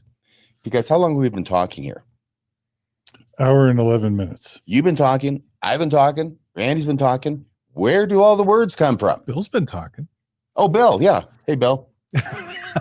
You still there? How you doing? But where do the words come from? Well, it's kind of inane to ask that about Joseph Smith and not ask it about every other person on the planet. So what I started thinking was, I'm watching Brian Hales. He'll go on for hours and hours about Joseph Smith and the Book of Mormon and asking the question, where did all the words come from? When I think, all of a sudden, Brian, if you took that, all your 2 hours talking about where did the words come from, and you made a transcript of it, you'd have a good section of the Book of Alma right there. Because that's what we do as podcasters. We speak. Joseph Smith did not write the Book of Mormon. He spoke it into existence like God spoke the universe, right? Mm-hmm. Yeah. Genesis chapter 1. So he spoke it into existence. And then I thought, well, wait a second. I did 9 weeks of podcast episodes back in the year 2020 when COVID hit and everybody's shut down. And I was aware that people were doing things on podcasts on a daily basis, like, Patrick, the guy from Star Trek, The Next Generation. Bill, can you help me with this, Bill? Patrick Stewart. Yeah. So anyway, he started reading like sonnets, Shakespearean sonnets, one a day. Tell people who are locked down in COVID, keep the connection. Well, I'm not doing a whole lot because everything's shut down, but I'm going to the office every day. So what I did was I did a podcast, an RFM podcast every work day, 5 days a week, not 7, 5 days a week for 9 weeks. And after that, I just, I kind of run its course and I went back to one a week or one every 2 weeks. But during that time period, so I went back and I thought, I wonder how my word production during that 9 weeks would compare with what Joseph Smith did. Now, I also have to say that the apologists are the first people who are going to say, Joseph Smith did this. And are you going to take the Book of Mormon challenge? Can you do what Joseph Smith did? As soon as anybody attempts to do it, all the apologists they're not going to say, wow, you did it too. That's amazing. I mean, Joseph Smith didn't have to have some special kind of divine power to do this. No, all they're going to say is, well, you didn't do it right. Or Joseph Smith did something you didn't do. Or yours was easier because you have all this education that Joseph Smith didn't have. So it's always a challenge that it's designed so that nobody can ever beat it. From the apologist point of view, So I thought, okay, I know that's true, but let me go back and let's count. Let's do some math. It's very scary for me. I went into law because I stink at math. But I went through these over and over and over again. I mean, not just double check, triple and more so. So the bottom line is this. In 9 weeks, I went through every episode. I looked at how long they were. So I went to actual number of minutes for all these 45 episodes. I actually took some of those out because I didn't think it was fair. I took 2 or 3 out where I wasn't actually presenting. I'm playing tapes of Joseph Bishop that I had gotten finally from the Provo Police Department. So I did that, but I thought that's not really fair. So I'll take those out and I'll just count the ones where I'm speaking. What I ended up with was this, is that the stats on Joseph Smith from faithful sources like John Welch had an article written by him, is that Joseph Smith produced the Book of Mormon. He dictated it in 60 working days. Now it's about 3 months total, but Joseph Smith was doing other stuff in between then. So they figure 60 working days. And then somebody counted all the words in the Book of Mormon. And it's basically 270,000. It might be, I think it's 268 something. Oh, it's up here, isn't it? Yeah. 269, 320. It's basically 270,000. Did it in 60 working days. I could just look down here and see it. Yeah. Radio Free Mormon ends up, after I do all the stats, I do basically 100,000 more words in 45 days. So I produce more words than Joseph Smith by a significant amount. I was shocked by this. This is why I kept going back and recalculating. Could I possibly have this right? Can I play the apologist for a second? And I do. Yes, you can. As soon as I make my point here, which I'm coming to the end of. 45 working days. In less time than Joseph Smith, I produced more words than Joseph Smith by a significant amount. So, Brian Hales, if you're watching, how do you like them apples? Yes, please go ahead. Apologize. So apologists say, yeah, but you didn't have a currency. You didn't have geographical locations. You didn't have multiple characters, books written in different voices of the author, complex narratives, Hebraicisms and chiasmus and, you know, blah, blah, blah, multi-generational, blah, blah, blah. Which he really screws up in the small plates, I got to tell you. Biblical plagiarisms. Oh, wait, no. Yeah, I got to jump in here, though. The argument back would be that Joseph Smith can't quote Shakespeare and can't name movie lines at the drop of a hat. There are 100 things that radio That's a good point. that Joseph Smith couldn't do.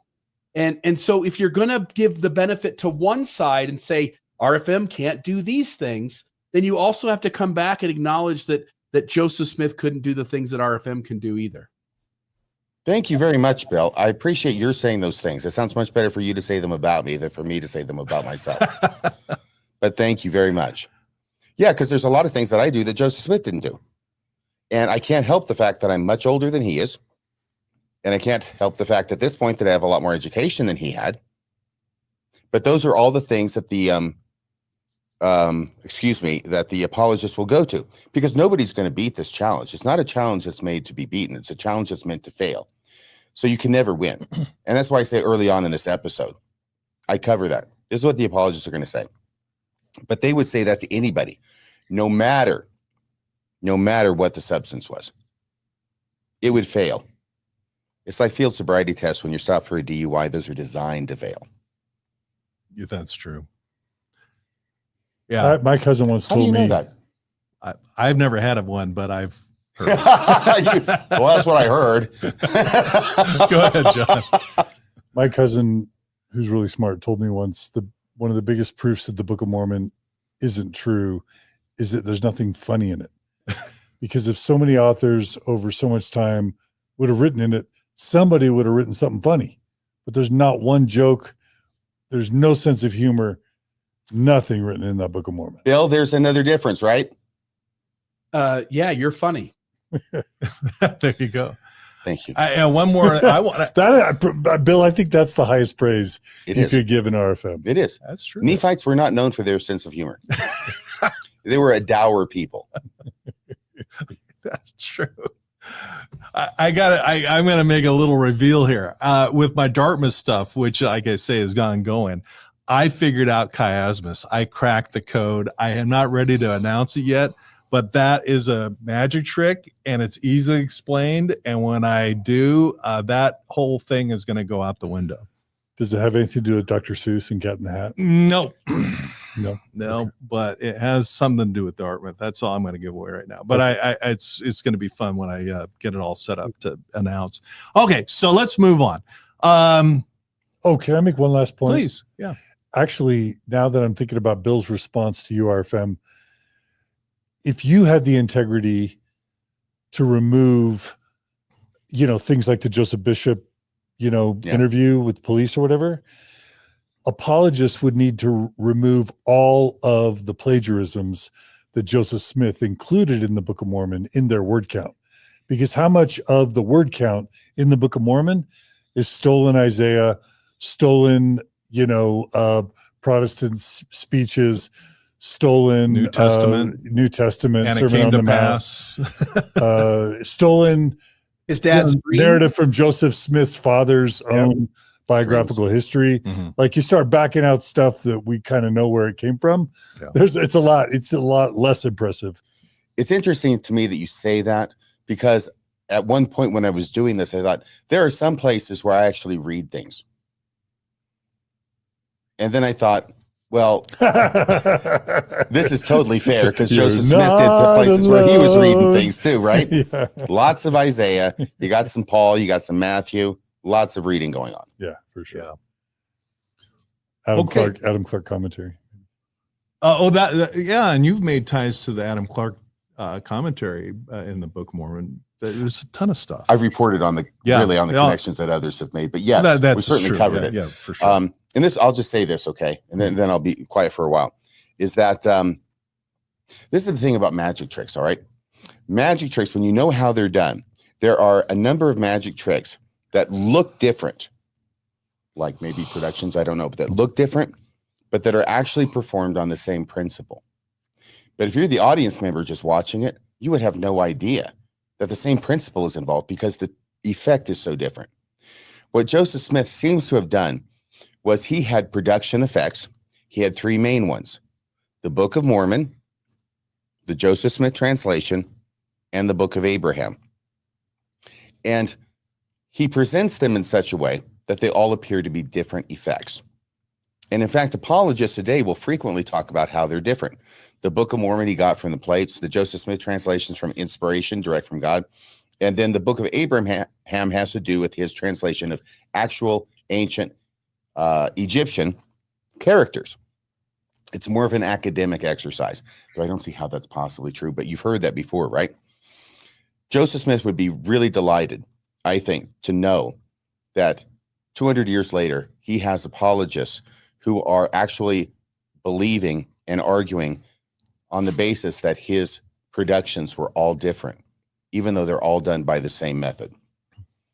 And the same method is basically making it up with some sources, with a lot of sources that he hidden has. sources. Yes, he doesn't reveal. And the reason I say that is because, I'm sorry, Bill, were you saying something? Just really quick, Dan Vogel, and I don't know where he's getting this, but this feels right. When you take out all the things that we are fairly certain come from other places, Dan is suggesting that we have about 160 pages of material in the 531-page Book of Mormon. Wow. That is unaccounted for.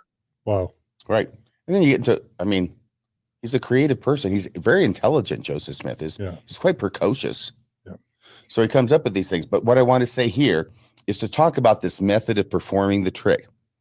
What research has shown is that Josephus, for example, as a source to Joseph Smith, we see his use of Josephus across his different productions, his translation productions, because he uses Josephus not only in the Joseph Smith translation, especially in the Book of Moses, but also in the Book of Abraham. So he's using the same source across his translation projects. Adam Clark, we have research that has shown that he has used Adam Clark in the Joseph Smith translation and also in the Book of Mormon. So what we're being able to see as this gets pulled back on his methods is that the methods he used transfer across his different translation productions, which I think goes to buttress the conclusion I've reached, which is the difference in the production is just an appearance. He's actually doing the same trick, but making it look 3 different ways. Beautiful. So the ultimate goal of a magician is to do a trick so well that you never know, it's never figured out by anybody. Houdini pulled that stunt with, he had an elephant that disappeared. And to this day, nobody knows how it's done. There's some theories how it's done, but there's a lot of Houdini collectors. There's a lot of Houdini historians. And to this day, nobody can explain that one. I mean, we can explain the metamorphosis trunk. I mean, I've got one. I can show you exactly how it's done. And so can a number of people. But this one stumps us. So the point being that a lot of how Joseph Smith did it, I'd say, this is my own belief, to 20%.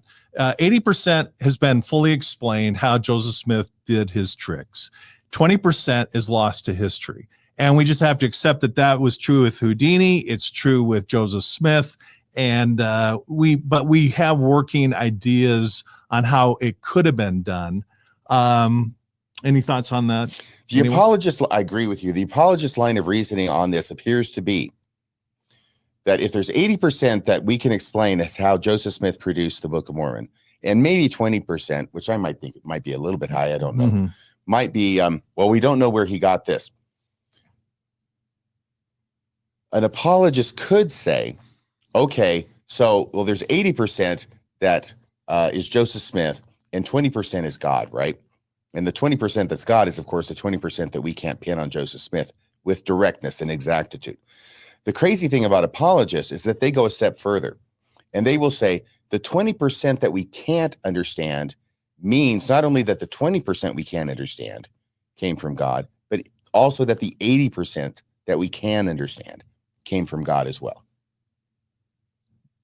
Yeah.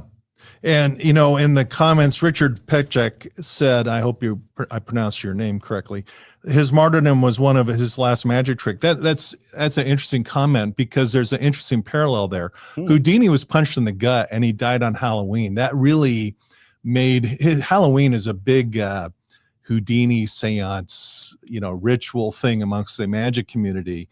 And, neither Joseph Smith or Houdini chose their day of death, that's for sure.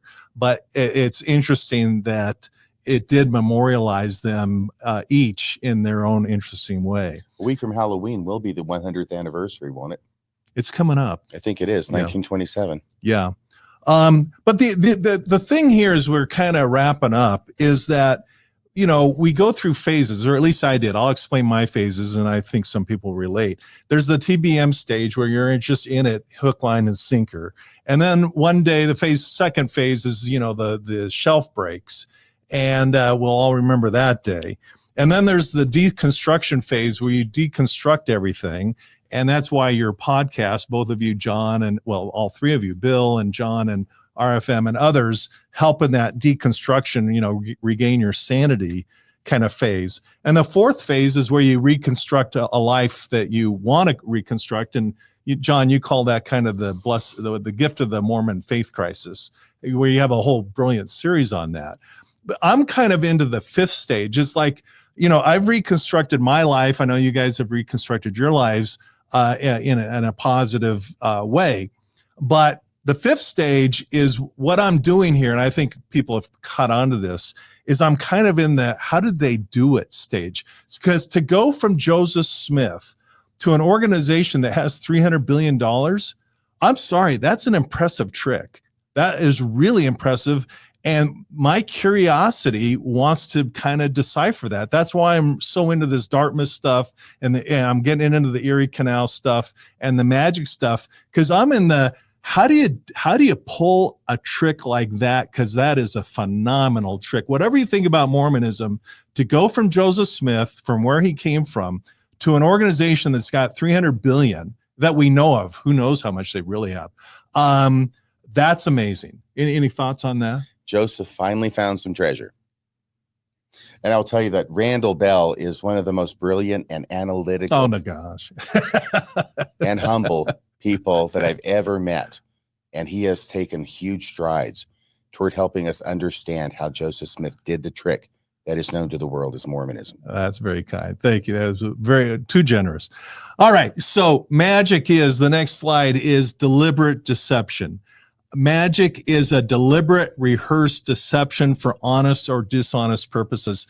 The tricks, or the techniques, I should say, the methodologies behind magic are very powerful.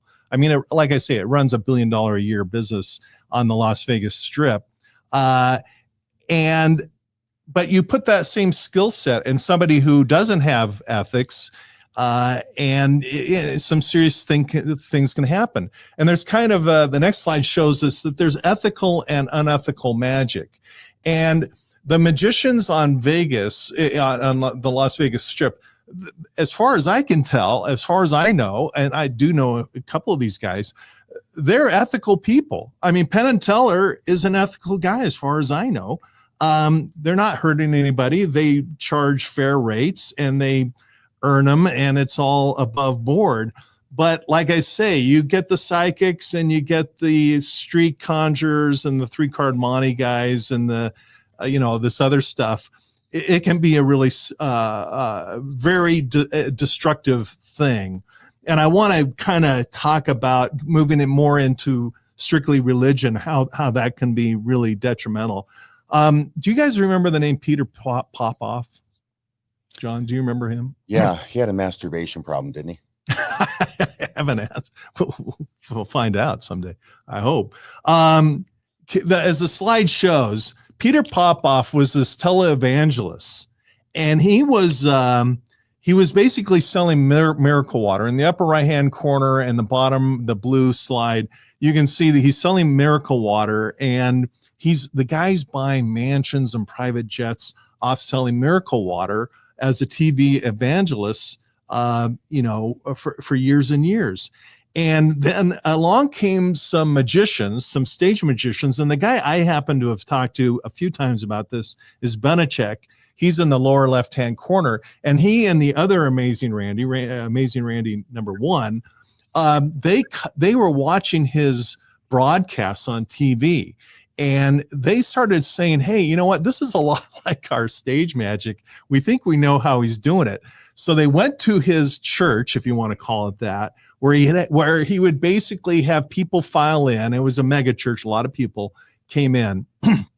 And people would fill out prayer cards. My name is Mary Jane, and I live at 1234 Elm Street, and I've got a bad knee, and I got a bad hip, and I've got arthritis. And they'd fill out these prayer cards, and then they go sit in the audience with, thousands of other people. And then Peter Popoff would get up, and he'd say, is there a Mary in the audience? And 15-minute women would stand up, and they'd say, well, is there a Mary? What name did I use? Smith, or Mary S. I see an S, and then till there's one lady standing, and she goes, do you live on Elm Street? And she, oh my goodness, and tell me, I'm feeling something about your knee. And this lady would just go crazy with excitement because Peter Popoff knows all about her and they've never met before. And, all of a sudden he does this miracle healing and he gives her holy water and the crowd goes crazy and on and on. Well, the Amazing Randy and Belichick and another gentleman whose name escapes me at the moment brought in a radio transmitter receiver, and they would scan the frequencies, and they picked up on a transmission going from his wife to Peter Popoff's earpiece, and his wife was feeding information off the prayer cards. And frankly, with mentalism, that's one of the tricks. And that's why the mentalists today often, have spectators come up and inspect their ears for ear, earbuds. So anyway, my point is, it's a sad day when Las Vegas magicians are tracking down and exposing fake religions. And they're out there. It happens. Mormonism is not the only one. There are others. And just like Houdini went after the fake spiritualists, I just feel compelled to go after, fake stuff where I see it. And I think we're getting closer to the money, where we're seeing that with the combination of Joseph Smith's childhood with Dartmouth and the Erie Canal and magic, that really gave him the necessary tools to really do this amazing thing. And there are three elements of magic. One is patter. That's the story, the correlated narrative. It's so important. We've been trying to, RF and I in particular, have been trying to emphasize how important the narrative is of a Penn and Teller. All these guys are really masterful storytellers. The props, the things that you see look ordinary, they ain't ordinary. But they make them look ordinary. They take, but the props usually look ordinary, and the gaff is the secret. And what I'm going for here is the gaff. What are the secrets? And here's the summation any questions so far before I move on? We're good?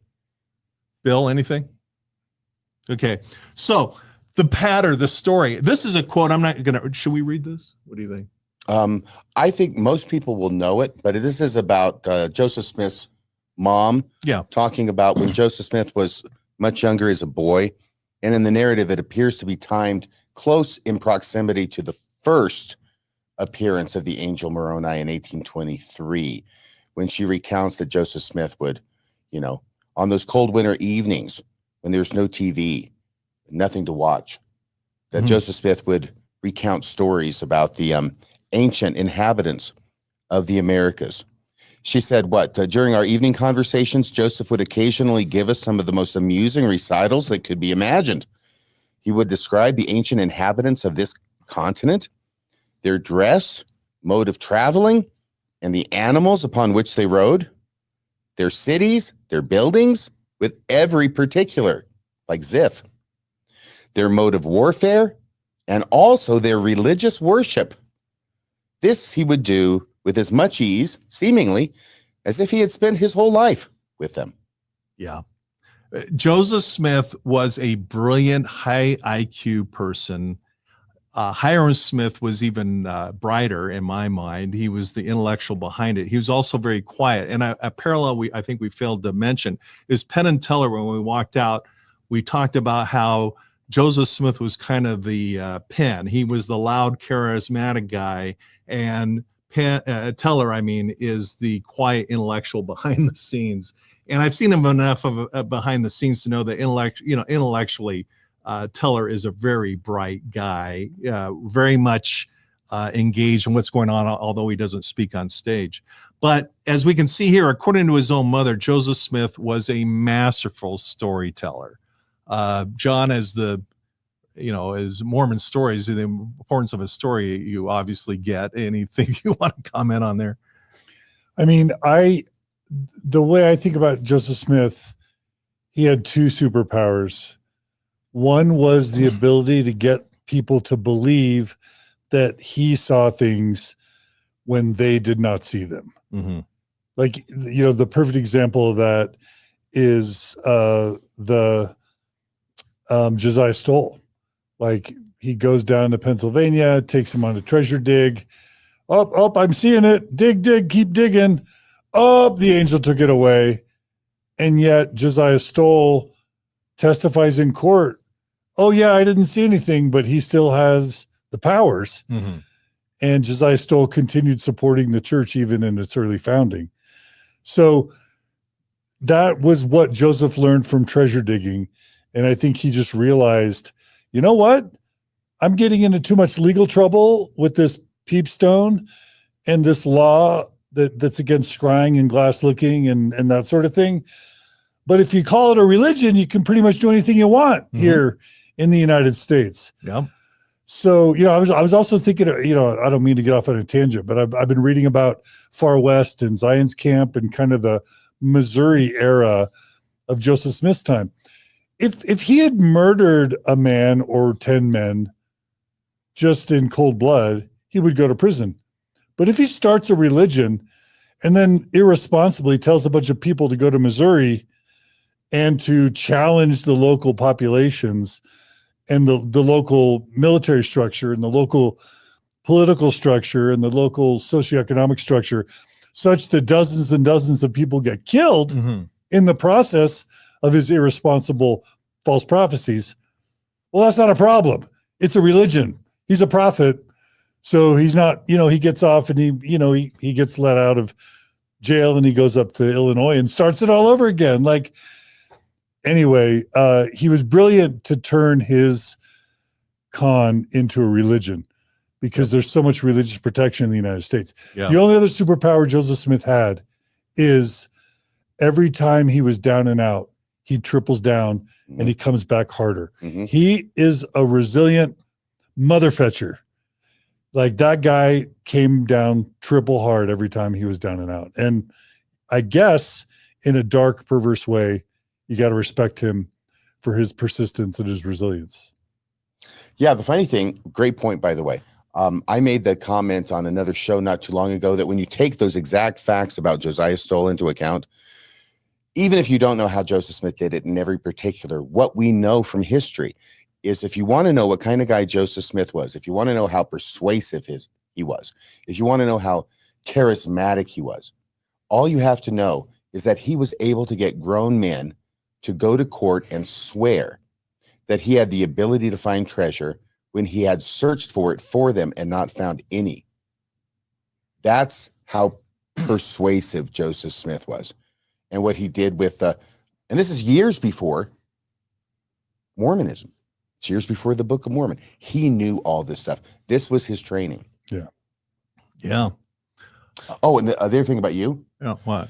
because John was talking about, then he'd go to Illinois or to a new place and he'd start over again. Yeah. A lot of people might think that after the Amazing Randy and Banachek and all these other guys exposed Popoff, which they did, that he would have crumbled, withered, and blown away. And that's not exactly what happened. Right. Yeah. There are people that just still believe the guy. Yeah, he kept going. He totally didn't say, exposed. He didn't say, "You caught me." He didn't apologize. We don't No. issue apologies. He just started up again and started making his millions again. He did.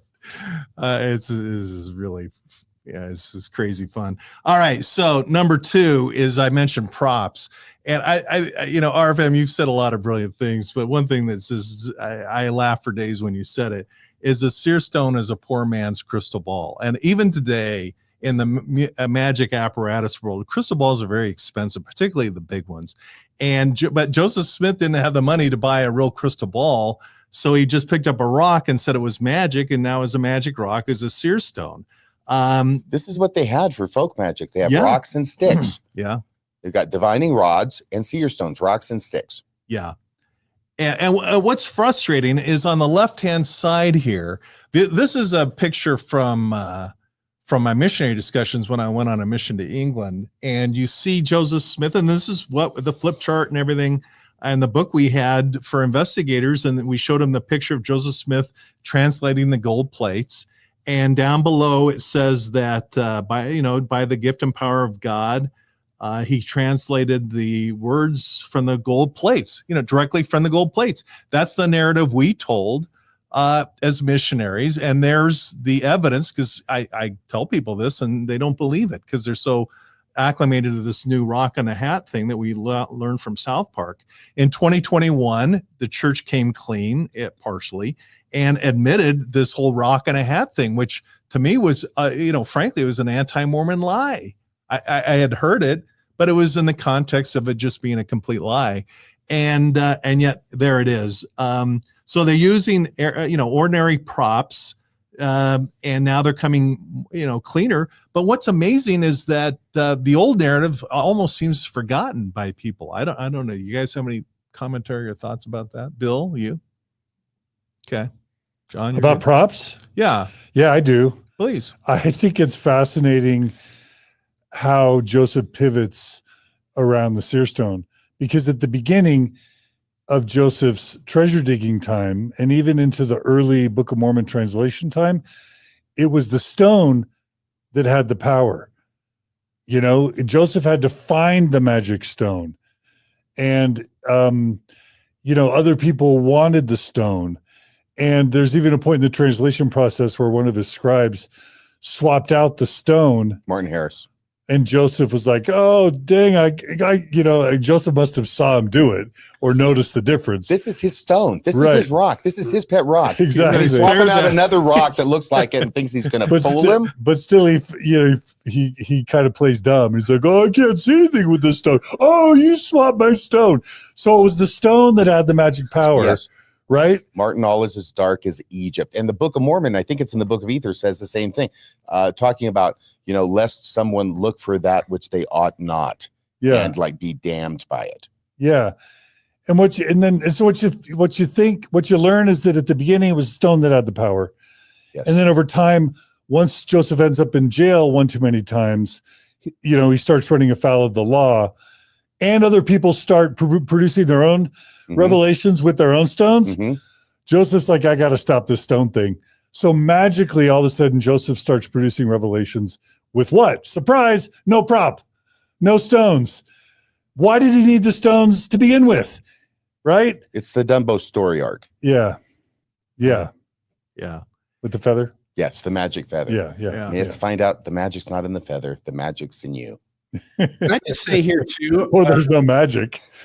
If I can just add in here, it's not only props. So you did an episode, RFM, Magic and Mormonism Part 1. I think this is episode number 230. And the brilliant conclusion you came to is like, hey, all my years of magic, one of the things we learn is sleight of hand. And it becomes quite apparent that the hat, Joseph doesn't want you paying any attention to the hat. That the seer stone is what is presented to the audience as being the trick. It's the magician telling you to watch my left hand, watch this rock I have in my left hand. Meanwhile, it's the hat that, again, forget belief in Mormonism. If somebody's reading a book while looking in the hat, the obvious thing is that something's going on in the hat. That the hat is the thing that obscures. The hat is the darkness on the stage. The hat is the sheet put in front of the box. Where the magic happens. Yes, that the lady's going to appear out of in a few minutes. But there's always a distraction. I'm going to cut the box with this knife, this sword, this saw, whatever it is. I'm going to destroy the box. I'm going to poke holes in it. And your job is to then, what the magician is trying to get you to do is to watch the other thing going on. Meanwhile, what you're being distracted from is where the actual magic is happening. And your conclusion here in this episode was, forget the seer stone. That's just a prop meant to distract you. Mhm. Whatever is going on, getting you the Book of Mormon, it's happening inside the hat. And how do we know that? Because Joseph doesn't say anything about the hat. It's as much of a magic tool that he takes with every trick. Every time he does a magic trick with a seer stone, his hat is right there to put the stone into. But the hat is never talked about, never mentioned, never handed around for people to look at. The stone, no problem. Here, you want to see my stone? Look at it. No big deal. But the hat is not allowed. As a magician, it did hit me pretty hard that it was never about the stone. It was always about the hat. And you're so right, Bill, that the hat is so much never talked about that it's a surprise. It was a surprise to us to find out that it was a white, not top hat, stovepipe hat. It was white in color, maybe a bit of a dirty white, but still white. Right. That was a great episode. And then probably a little bit translucent on the side. So a little bit of light can come in, as well as where his face is. You can get an idea of what's in that hat in addition to the stone, perhaps. By the way, a stovepipe hat, if I'm not mistaken, is a much deeper hat. It's not your standard top hat height. I had to check this out, Bill, when I was doing the show, because I kept saying top hat. Top hat is actually a form of hat that came into existence around the 1930s. Yeah, that's what I mean. A stovepipe hat is called a stovepipe hat because it's tall like a stovepipe. Yes. So the hat, Joseph, think about it. The weirdest thing, it's weirder than the stone, is that Joseph translates with this hat that is super tall. Why? Why does he need a hat with such depth? Why does he need a hat that's white? Carrying a white hat around is going to get filthy. In frontier America, backwoods America, it needed to be white and it needed to be deep for a reason.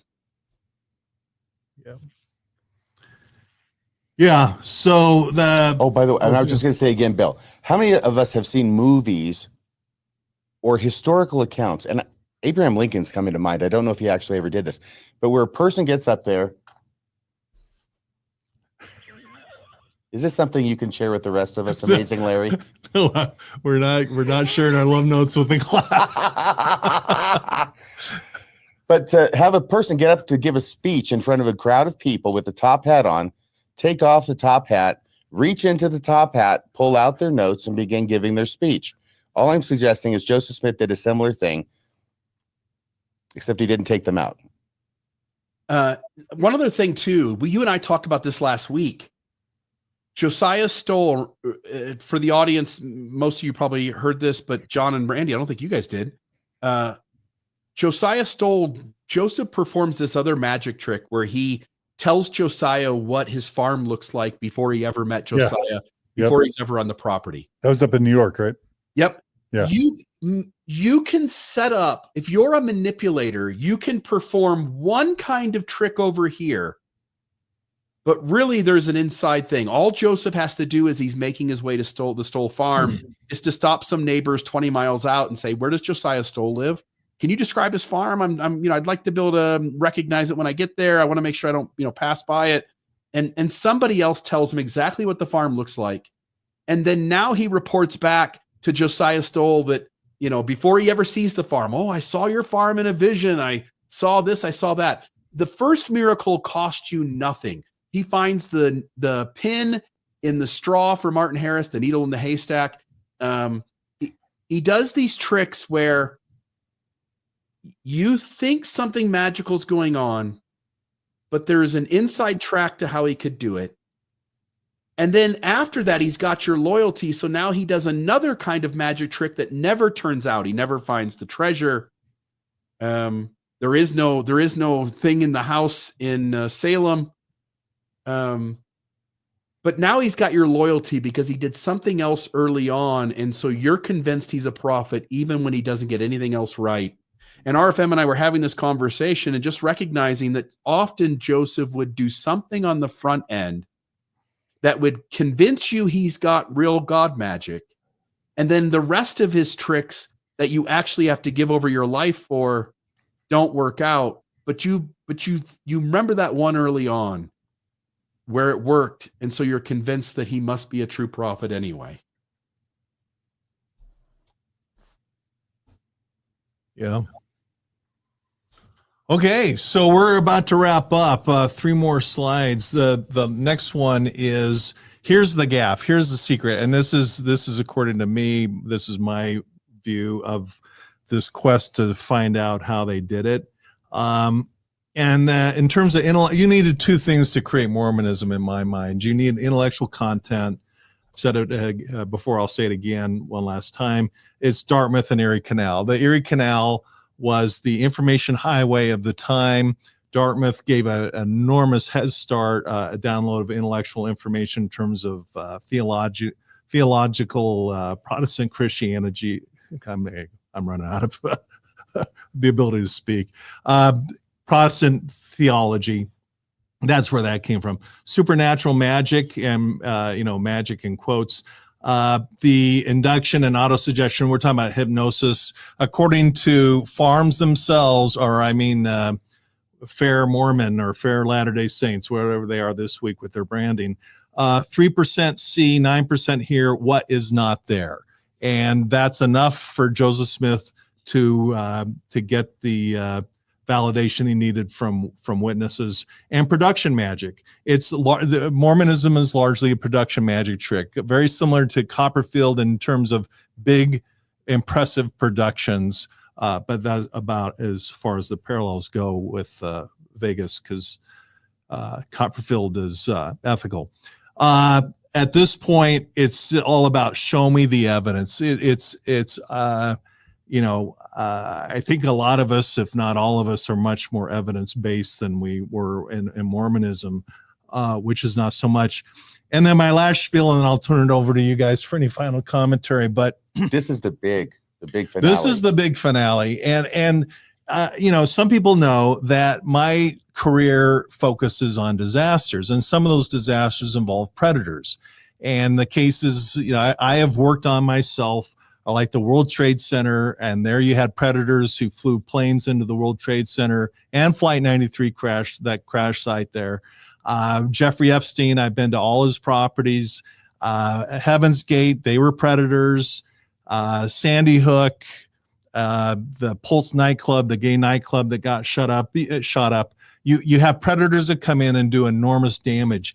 And inevitably, in terms of a sociological point of view, they take a holistic mind, body, and soul view, which is healthy. And out of that, they put an undue emphasis on power, money, and sex. And I look at that in a matrix, both then and now. And every example, all 6 examples I'm going to quickly go through, are all illegal. Every single one of them. We're not talking about minor mistakes like who cut the cheese. We're not talking about, just, little, silly mistakes, or, gee, we don't know that much. We know plenty, or the past is a foreign land, whatever that means. We're talking about bona fide, certified illegal behavior and crimes. The power play back then was the Nauvoo expositor. That was a crime. That was a violation of the First Amendment. Joseph Smith was in Carthage jail for a crime.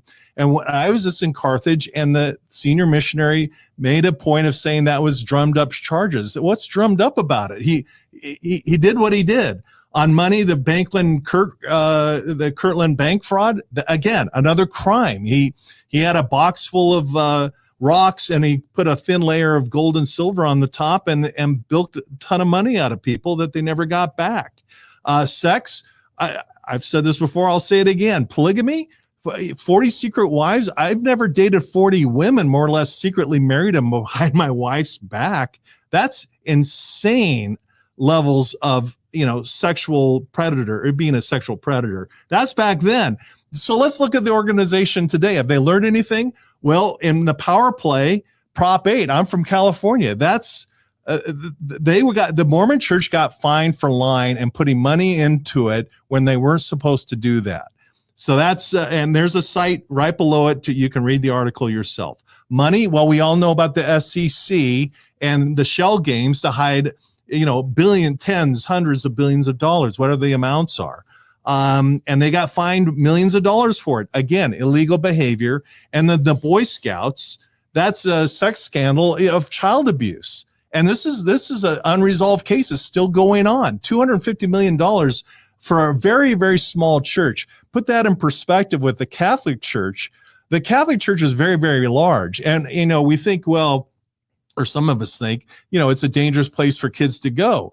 And it may or may not be. I don't want to get into that, issue. The point is, on a per capita basis, I think if you do the math on settlement dollars, the Mormon Church is far more dangerous statistically, mathematically, than the Catholic Church. And that is what fuels me. This is why I spend discretionary time and money doing this research, because just like Rosa Parks will not leave slavery alone. She can leave slavery, but she can't leave it alone. I left Mormonism. I resigned, but I'm never going to leave it alone. And this is really explaining what powers me.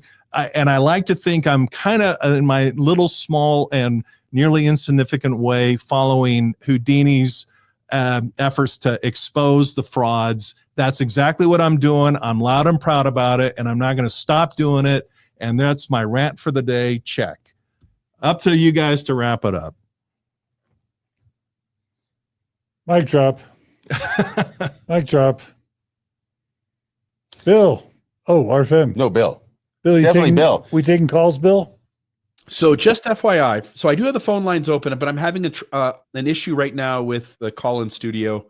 It's that's never happened before. It happens all the time, right? So, but this one's really bad. It's like every other word's coming through. So if somebody does want to come into the show, the easiest way to do that is to just join directly in studio. So in the live chat, I'm putting that comment or that phone number up so that you can see it. I do want to make mention. There's several super chats that I just want to at least mention. So we've got Amanda Ree. Wow, the dream team is on tonight. Appreciate it, Amanda. Sam Young sent $50. Sam, thank you so much. By the way, if folks did not see it, the church has put out some new material on protecting children, and they're going further in their rhetoric in terms of safety than they've ever gone before. and much of that is due to Sam Young. So thank you, Sam. Andrew Craig sent $20, mind-blowing discussion, getting down to the deep psychological insights about scriptural imagination down to that personal unconscious level. RFM has mastery for rhetoric and literary analysis. Love you guys. So there's that. Andrew Craig, it makes it's so hard to configure a single narrative about priesthood power when the method keeps changing. Contrast that with with professed priesthood power today. In other words, when you keep moving the goalposts, how can we ever know it actually works? Because now it's faith not to be healed that's better than faith to be healed. And then Aaron says with $5, thanks for all this work and expertise you are sharing. And then one other little thing too, I just got to change screens here. But I want to put this up on the screen and just note RFM is in Salt Lake City. The reason that he's doing this in John DeLunn's studio tonight is because this is the weekend we've been talking about.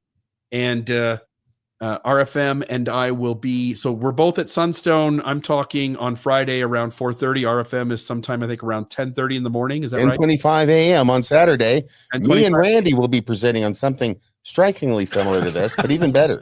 I love it. And then Saturday night, RFM and I will be doing an event in Salt Lake City. There's only like 7 tickets left for that. So if you do want to go to that, you're literally running out of time to get those tickets. And then Monday, August 4th, we're hanging out with Rebecca Biblioteca. We're doing a live studio audience of the Mormon Newscast. And there's maybe about 25 tickets left for that. So if you do want to go to that, you're going to want to grab those too, because I think there's going to be a race on those once Sunstone gets going and the conversation there is happening. So folks, please get the tickets to those 2 events. August 2nd, Saturday, August 4th, Monday. And hopefully we'll see you guys there at Sunstone. RFM is already in town, folks. Really quick, I'm actually presenting at Sunstone on Friday afternoon at 2:00. If anybody wants to hear. What are you presenting on? Is it like 50 years of Sunstone? Isn't it? It's like 25 years reflecting on the Mormon internet, in Sunstone. So Right. the past 25 years. Friday at what time? 2:00. Yeah. Nice. One thing we want to bring up, Bill, is that there's late breaking news out of Arizona that the Arizona Court of Appeals, not the Supreme Court, as some people were saying, but the Arizona Court of Appeals has reversed the trial court on the Bisbee case. So now they're saying, and that's the most atrocious that I have heard of. There's a lot of atrocious stuff out there. This is the worst of the worst. And this is the guy with 2 kids in Arizona, where the bishop, who was also their pediatrician, found out about it from him, called Salt Lake, talked to the attorney, wrongfully told him that the law in Arizona was you cannot report this to the police. When the law in Arizona actually gave the option to the person, you can report it or not. And then followed it up by saying, and if you do go ahead and go to the police, we will not defend you when you get sued. So they kept it hush hush. It went to trial. Well, it didn't go to trial. It was filed at the trial court level. A motion was made by the church to dismiss it. The trial court dismissed it. And we talked about that quite a bit. This a year plus ago. Mm-hmm. It takes a while to appeal these things. They appealed it, the plaintiffs did, to the Court of Appeals, which today, I believe, reversed the trial court and said, no, this doesn't get dismissed and the case can proceed. At the trial court level, of course, the church is going to try and get the Arizona Supreme Court to take a whack at it. And it'll be up to the Arizona Supreme Court to decide whether or not they're going to take this case or just leave the ruling stand.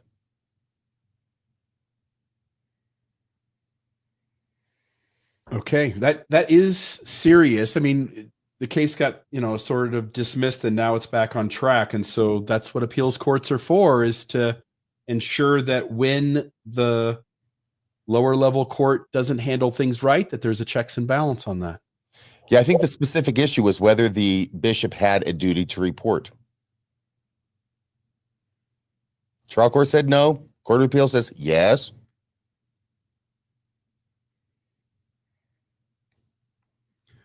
Yeah. All right. Well, I'm going to put the banner back. Yeah, I'm still having the issue. You can hear, I don't know if you can hear the phone or not, but it's. Oh, yeah. But you're right. I can hear it sporadically. So that's just not going to work. We do have Andrew, who's down below in studio. So I'm going to bring him on. Hey, Andrew, how are you doing tonight? Good, thanks. Yeah. This was awesome, guys. I appreciate the conversation.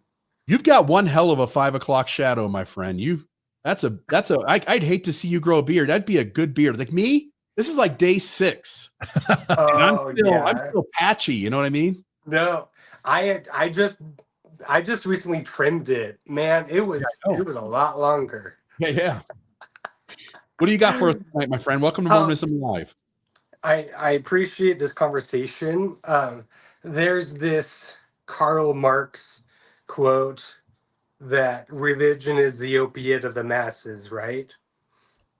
And I think relating religion or like spiritual experience to a kind of sort of chemical high, whether that's like some sort of opiate or ecstasy, like I feel like it's really interesting to think of these foundational Mormon experiences as a kind of like spiritual high, like we're all going to like figure out some sort of mystical, we're going to have some sort of mystical magical experience together, and like whether or not magic mushrooms were involved or not, it's really interesting to think of these as shared chemical experiences where they're going to have this like really dramatic receptivity to all of these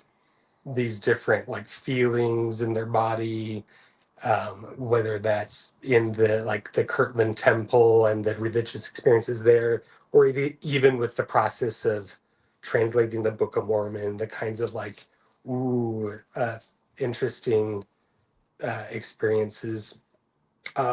And I feel like when I was taught in seminary and also with like either early morning seminary or like early morning scripture study or evening study and evening scripture study, I think there's a sort of hypnotic way that we read the scriptures. Like I remember as a family reading the scriptures in the evening when I was already pretty tired, but I was like trying to I was trying to understand what they were saying, but it's the scriptures and it's kind of hard. The language is weird. It's monotonous. There's a lot of Anna came to pass. And so that's kind of a continuation of this magical, hypnotic element when we read the scriptures as a family. And it has less to do with like understanding the scriptures and more to do with just, oh, we're going to do this as a family and you're going to be really tired, but like just sort of let it sink in. And so it's this similar sort of hypnotic feeling when you are reading the scriptures as a family and you're super young and it's just a daily practice and you're sort of like hypnotized like every single day if your family is really good at daily scripture study. So I that's what I had to add to it, just this sense of like hypnosis as it relates to drugs and then also as it relates to evening scripture study as well.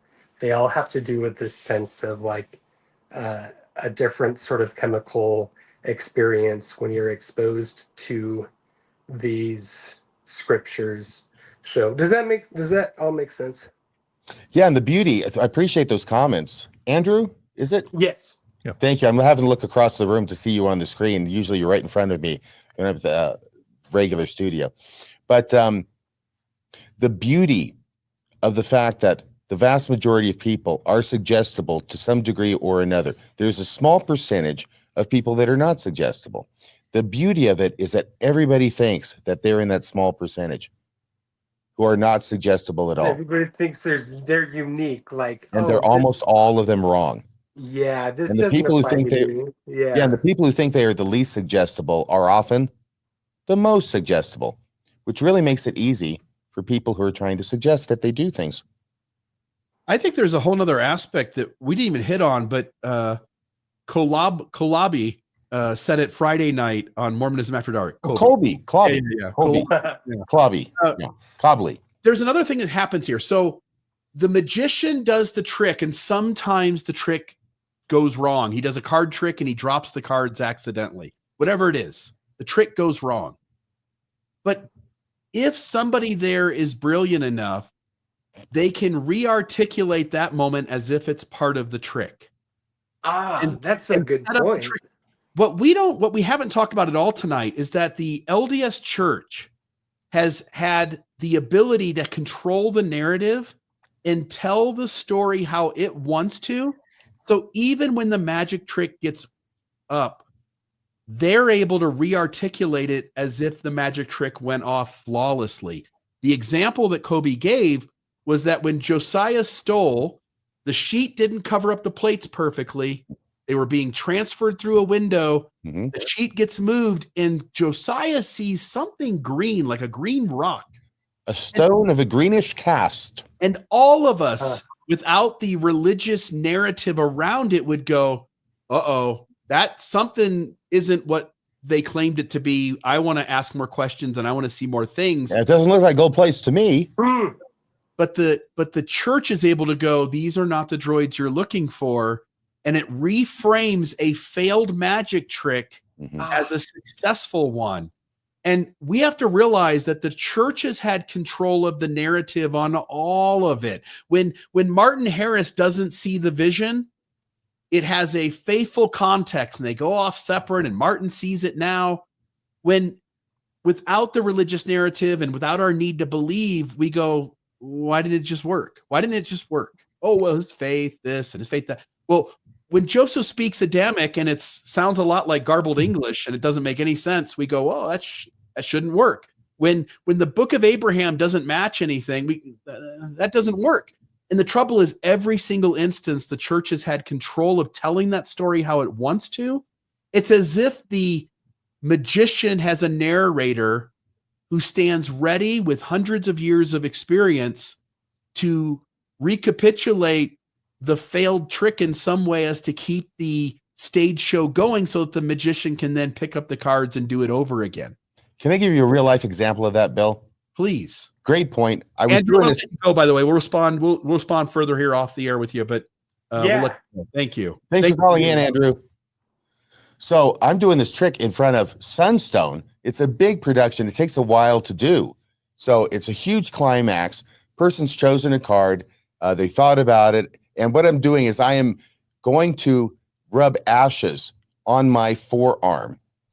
And I have promised the audience that the name of their card is going to appear in the ashes on my forearm, even though I've never seen the card and I don't know what the card could be. And when it works, it's really quite remarkable. Unfortunately, in Sunstone, I got a packed house and I'm doing the thing and I'm putting the ashes on and it's not showing up. So I'm putting more ashes on and it's still not showing up.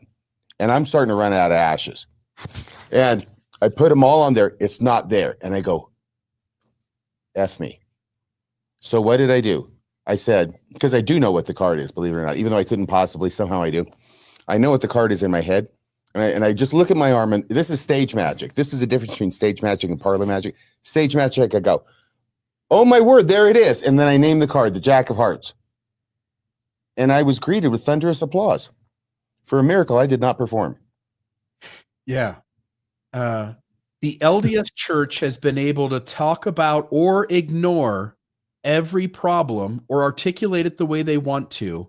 And that's a huge benefit to the magician and the tricks he's doing that don't turn out the way they should.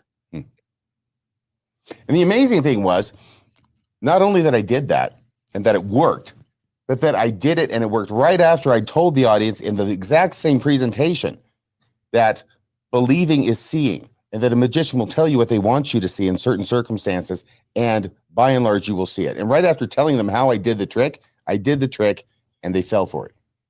Yeah. Yeah, and I could think about this in so many, another example, just church history-wise, Kinderhook plates. Joseph falls for the fraud, starts to translate them. And then the apologist comes in. And because we've had all this history and we know the truth of the plates, we know they were fabricated, we know the later history, and we know we've done chemical tests on them. We know that they aren't what they claim to be, what Joseph thought they were. So then we go, well, isn't that awesome that Joseph Smith only got a paragraph in or in 3 sentences in and walked away from the project? You're always being nudged to see the thing the way they want you to see it. In the moment, you don't have to see it the way the critic wants you to see it. Just see it objectively. And you'll notice that on 1,000 occasions, it didn't turn out the way Mormonism said or Joseph Smith said it should have. That was all the Scribes' fault anyway. Wasn't that William Clayton? He wrote a bunch of stuff in there about Joseph practicing polygamy too that wasn't true. Always the rogue scribe, the rogue artist. Yep. Those researchers sometimes. Yeah. Anyway, I apologize. The phone lines are not working. There's no one else in studio. So as far as I'm concerned, we don't have any other folks to join the show. I'm just glad Andrew could make it. Yeah. Thank you. All Andrew. right. So everybody, we're going to say goodnight. Drive safe, Sam Young. We know you're on your way. And good night from me.